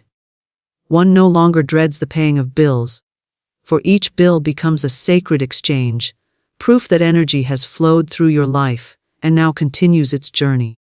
One no longer resents the success of others, for their wealth is seen not as a threat, but as proof of the boundless generosity of spirit.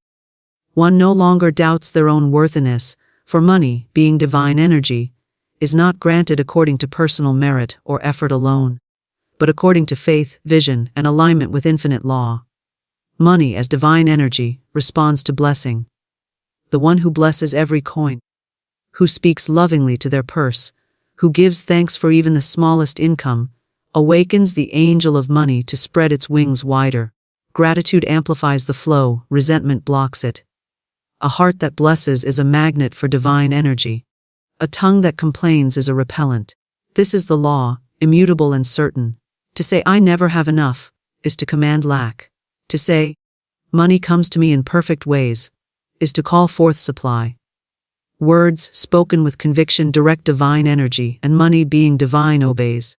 See how even children, unburdened by fear, attract gifts, coins, toys, provisions with ease. Their laughter is magnetic, their belief unquestioning, their joy a doorway for supply. In the same way, the adult who restores childlike trust, who plays with the idea of money as a friend, who delights in its presence, becomes a magnet for its abundance. Divine energy flows where joy resides, and money, as its messenger, hastens to serve the joyful soul. Money is not master but servant, not tyrant but ally, not weight but wing. When seen as divine energy, it is understood to be always sufficient, always available, always arriving in perfect time and measure. The angel of money does not bring stress, but peace, not bondage, but freedom, not limitation, but possibility. And to see money in this way is to live in the consciousness of wealth, even before the evidence appears. For consciousness is the soil, and money the fruit. If the soil is rich with faith and blessing, the fruit will be abundant. If the soil is poor with fear and complaint, the fruit will wither.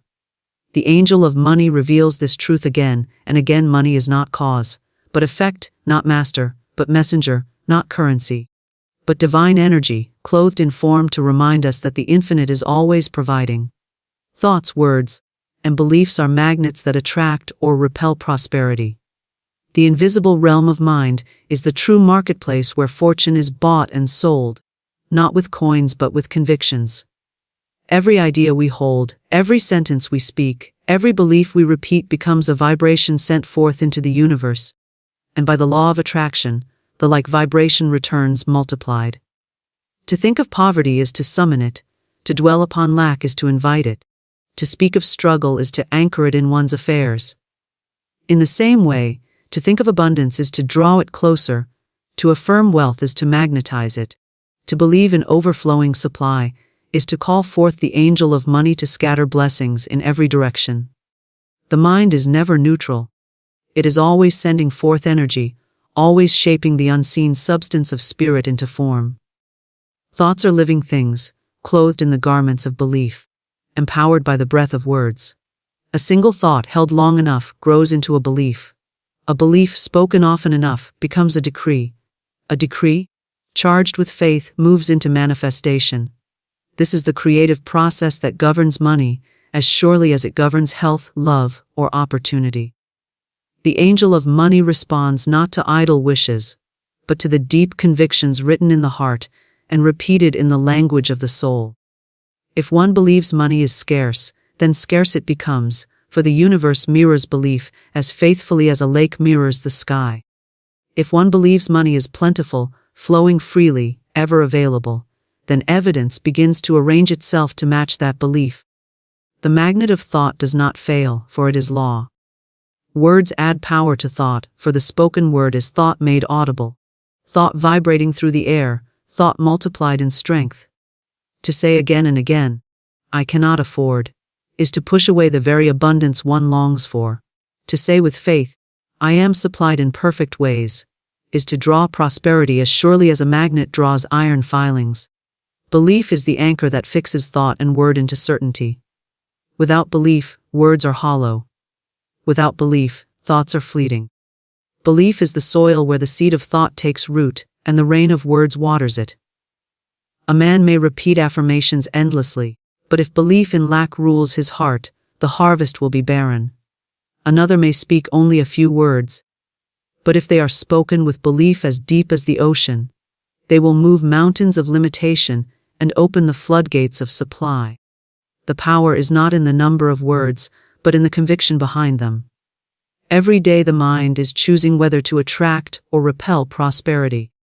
When fear is entertained, when doubt is rehearsed, when envy or resentment are allowed to linger, these thoughts become heavy magnets pulling scarcity, delay, and struggle.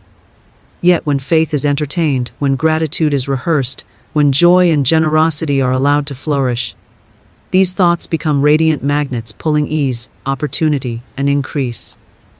The angel of money listens to the chorus of our inner dialogue, to the silent beliefs we cradle, to the declarations we make aloud. The angel cannot deliver wealth to a consciousness filled with contradiction, where faith and fear wrestle endlessly.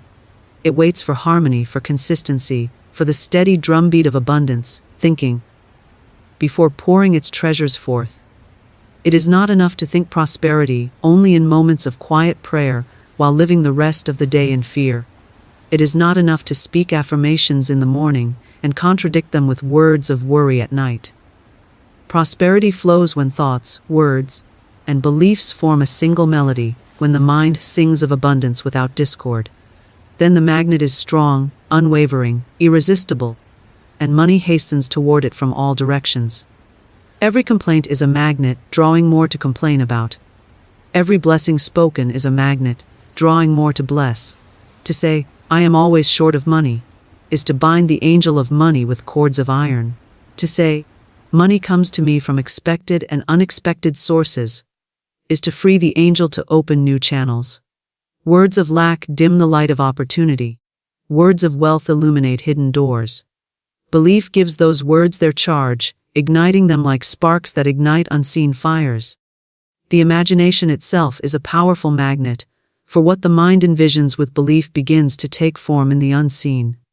To picture yourself lacking, struggling, begging, failing, is to sketch a pattern that spirit will fill with substance. To picture yourself prosperous, supplied, generous, and free, is to sketch a pattern that spirit will also fill, only now with riches.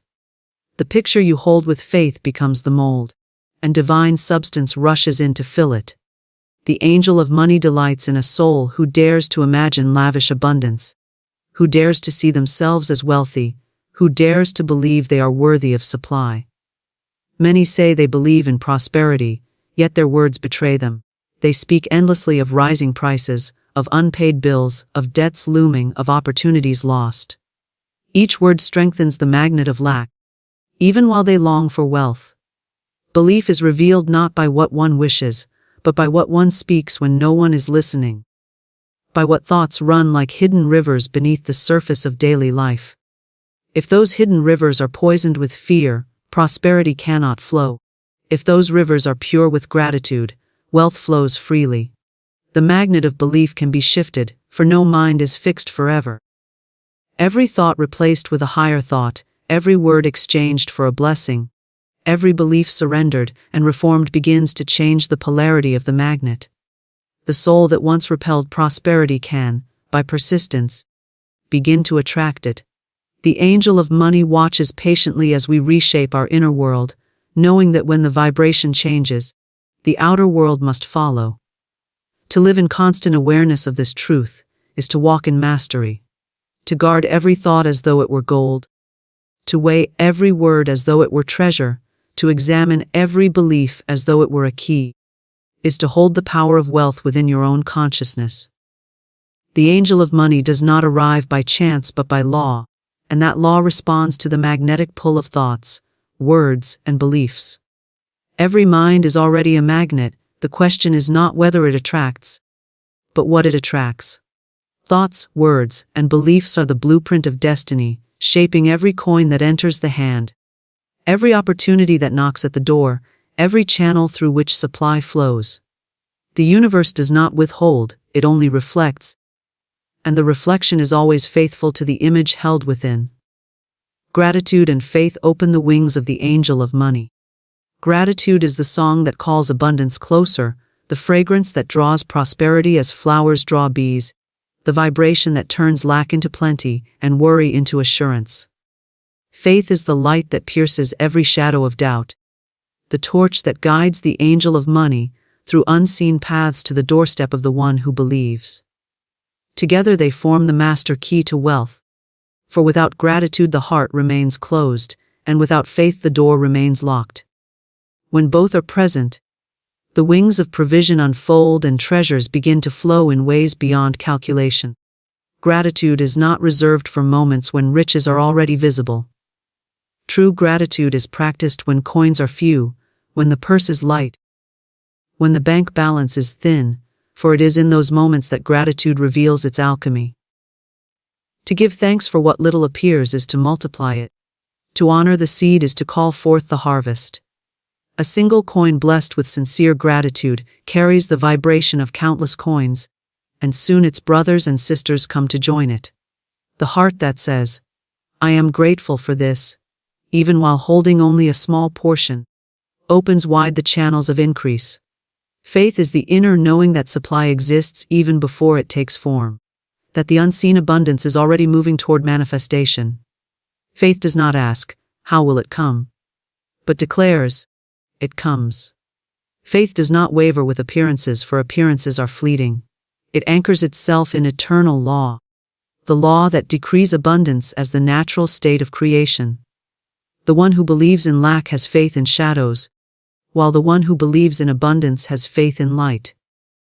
Both are acts of faith, but one closes the wings of the angel of money, and the other causes them to unfold in radiant flight.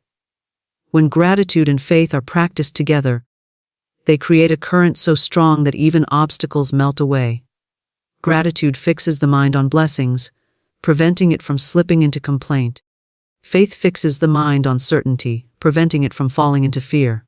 Gratitude says, "Thank you for what is here," and faith says, "Thank you for what is coming." Gratitude draws abundance closer in the present, and faith calls it forth from the future. In their harmony, the angel of money is free to move swiftly and powerfully. Consider the one who pays bills with resentment, sighing at every dollar that leaves their hand. Their energy repels more supply, for resentment is ingratitude in disguise. Now consider the one who pays bills with joy, saying, "I am thankful that I had the supply to cover this," or, "I bless this money as it circulates back to me multiplied." This one is aligning with the law of circulation, and the angel of money delights to return their gift many times over. The energy behind the act determines the harvest, for money is not blind to vibration. It responds faithfully to the tone of the heart. Gratitude can be practiced in silence, in thought, in whispered words, or in written lists, but its power lies not in the form but in the sincerity. A perfunctory "thank you," spoken without feeling, holds no magnetism, while a single moment of heartfelt gratitude can shift the entire atmosphere of life. Faith, too, requires not lengthy proclamations but unwavering trust. A small seed of faith, held steadily, outweighs mountains of fear. The angel of money is not moved by volume of words, but by purity of vibration. It is easy to give thanks when the purse is full, but the true mastery is giving thanks before the supply has arrived. This is the gratitude of the prophet, the gratitude that sees with inner vision what the outer eye cannot yet behold. Such gratitude is a declaration of trust, and the universe rushes to fulfill it. To say, "I am grateful for the abundance on its way," is to summon it with irresistible force. Faith joins with this gratitude, turning the unseen into the seen, the invisible into the visible, the promise into provision. The angel of money moves quickly where gratitude is constant. It finds open doors, creates new channels, rearranges circumstances in surprising ways. The grateful soul attracts helpful people, unexpected opportunities, sudden gifts, because gratitude tunes the whole being to the frequency of abundance. Faith then sustains the vibration when appearances seem slow or obstacles arise. Where another might waver, the faithful one holds steady, and the angel continues its work unhindered. Gratitude is also a form of generosity, for it acknowledges the giver, whether human or divine, and returns a blessing in response. When you thank someone sincerely for a gift, you encourage them to give again. When you thank the universe for its provision, you encourage the universe to pour forth more. Faith acts as the soil in which this gratitude takes root, and together they yield an unending harvest. The practice of gratitude shifts the focus from what is lacking to what is present, and this shift alone changes the magnet of attraction. The soul that constantly sees what is missing creates a vacuum of dissatisfaction that draws more lack. The soul that constantly sees what is present creates a fullness of appreciation that draws more to appreciate. Faith extends this fullness into the future, assuring the soul that tomorrow is already taken care of. The angel of money listens for this song of appreciation and trust, and its wings grow strong as the melody grows louder. Gratitude can even transform memories of lack. To look back on times of scarcity and say, "I am thankful for the lessons they brought, for they prepared me for greater abundance," is to redeem the past and turn it into a foundation for wealth. Faith transforms the future, for it declares, "What comes to me is always greater, always richer, always more perfect than what has been before." In this way, gratitude heals yesterday and faith secures tomorrow, and the angel of money dwells freely in the eternal now. Every act of gratitude, no matter how small, is like striking a note on the harp of prosperity. Every act of faith is like striking another. Together they create a symphony that cannot be ignored. The angel of money hears this music and moves joyfully toward it, carrying with it the treasures of heaven and earth. For wealth does not respond to demand, nor to desperation, but to harmony. Gratitude and faith are the harmony of the prosperous soul, and they open doors that effort alone cannot unlock. Circulation and generosity multiply wealth through divine law. The universe itself is a great circulatory system. Tides ebb and flow. Seasons shift in rhythm, breath enters and departs, rivers pour into the sea, and rain returns to the earth. Nothing in creation is stagnant, for stagnation is death and circulation is life. Money, being divine energy, follows the same law. It is not meant to be hoarded in fear, locked away in distrust, or clutched with anxiety. It is meant to move, to serve, to bless, to return. When money is allowed to circulate freely, it breathes like the lungs, it flows like the rivers, and it multiplies like the harvest.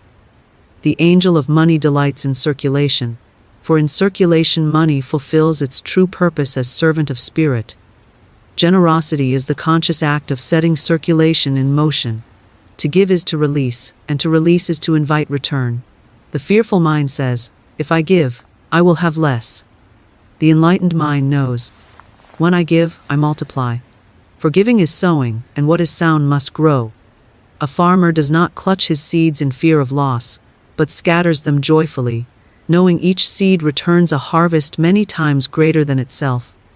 In the same way, the generous soul scatters blessings of money, time, kindness, and provision, confident that the law of circulation will bring back a multiplied return. When money is given with love, it carries a vibration of expansion.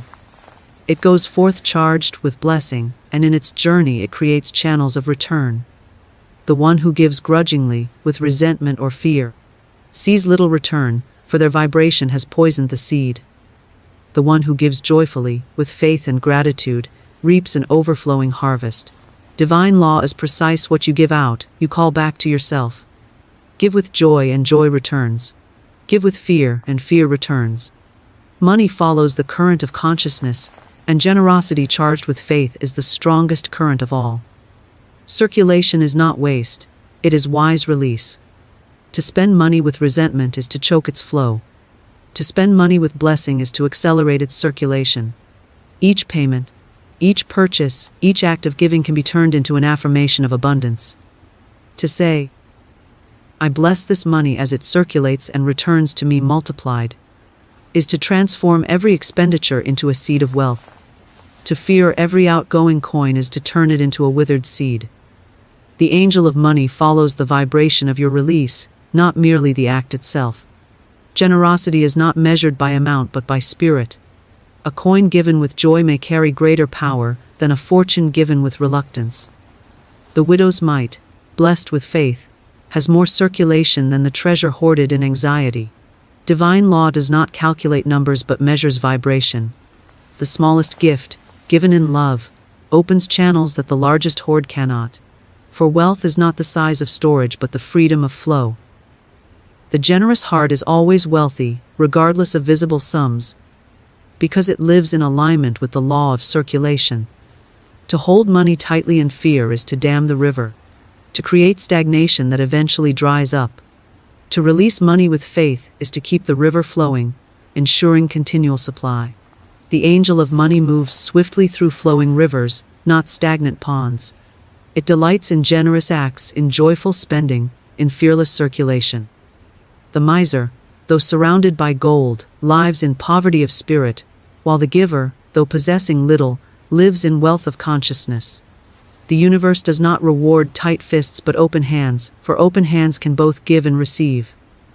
Circulation also creates opportunity for others, and in blessing others, the giver blesses themselves. Money that moves enriches all who touch it. A payment to one becomes income to another.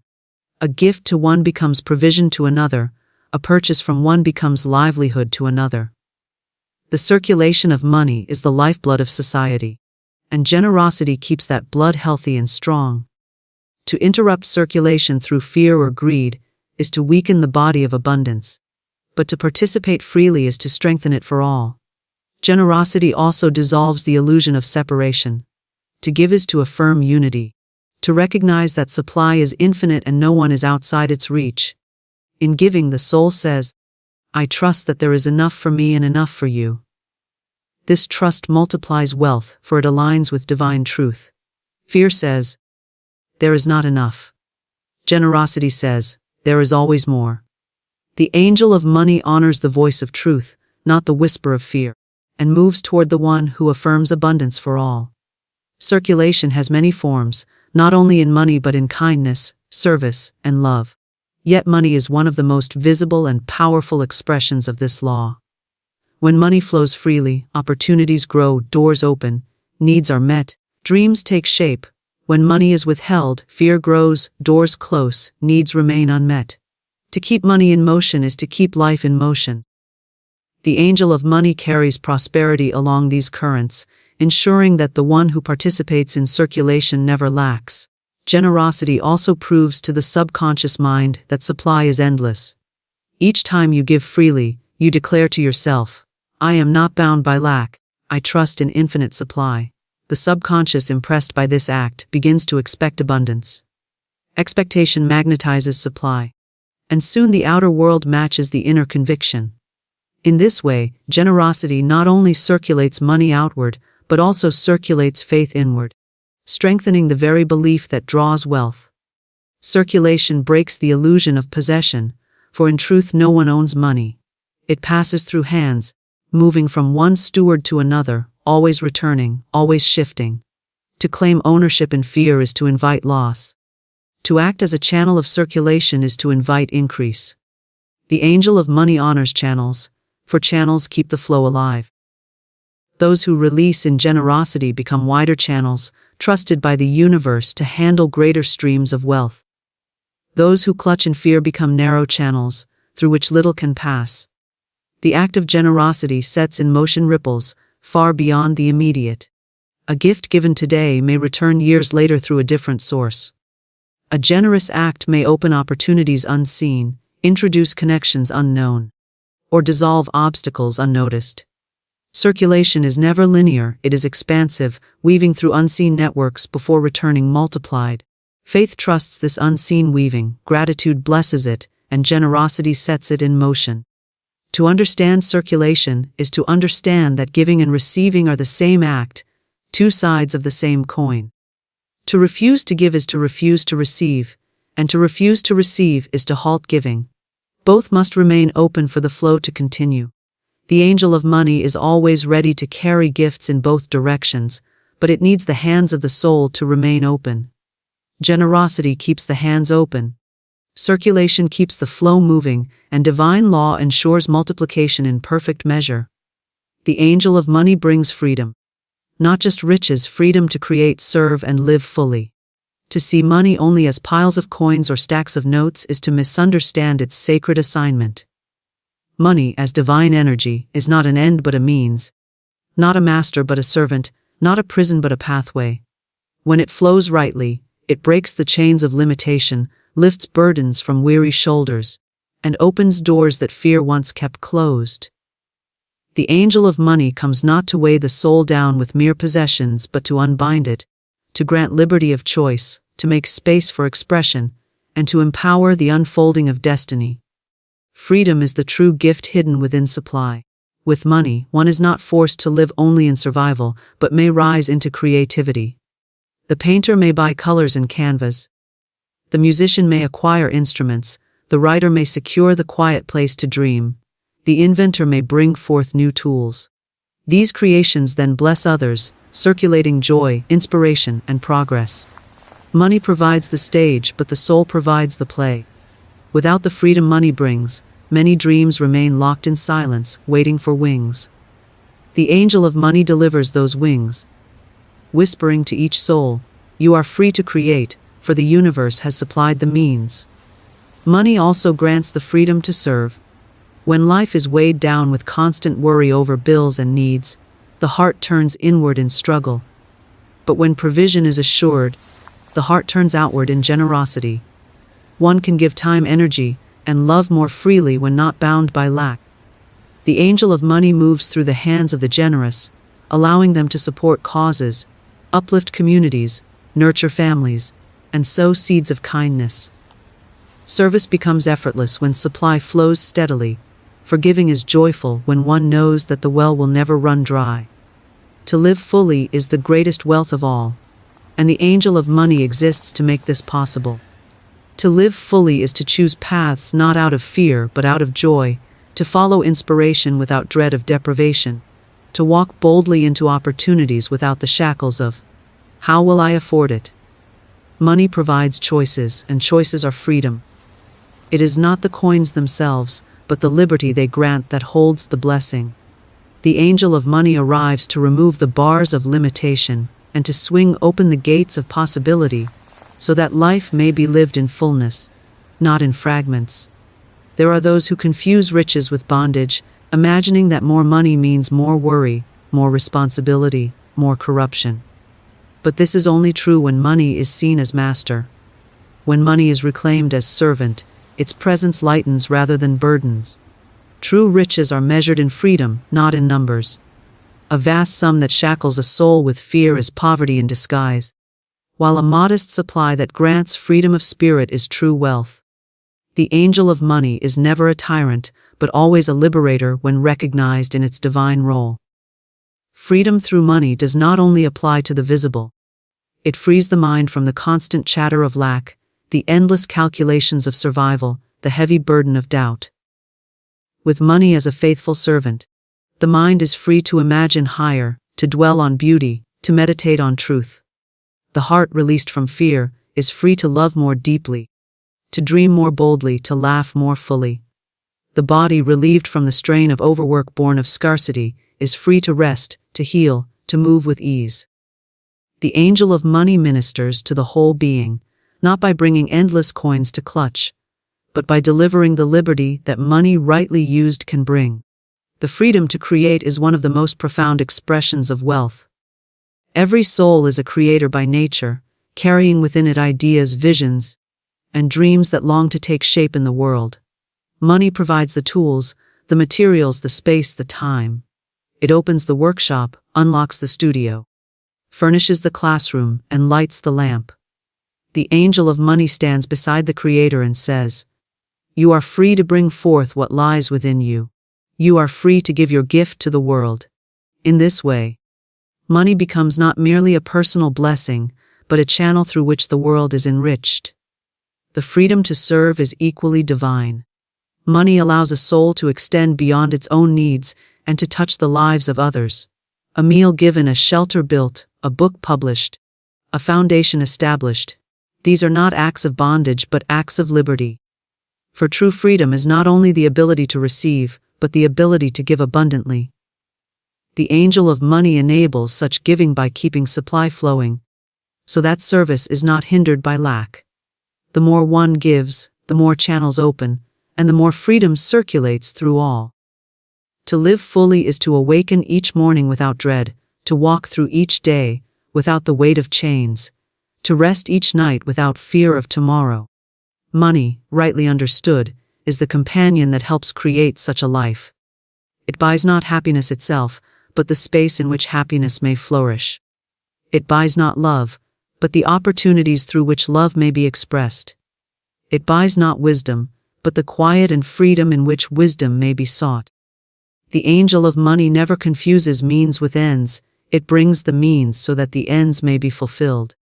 Those who shun money often unknowingly shun freedom, for they imagine poverty to be holy and wealth to be suspect. Yet what holiness lies in constant worry?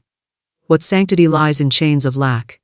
True holiness is freedom to express the divine self, and the angel of money is one of the messengers that delivers that freedom.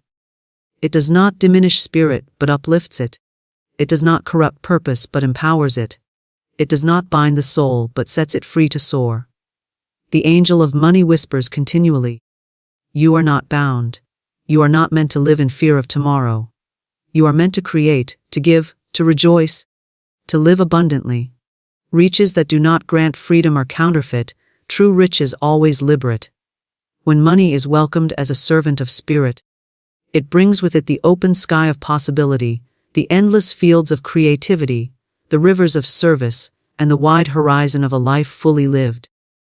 The angel does not measure wealth by the weight of coins, but by the weight of chains removed, by the liberties gained, by the expansion of the soul. And so the angel of money brings not just riches, but freedom. The freedom to create what is within, the freedom to serve with joy, and the freedom to live in the fullness of life without fear.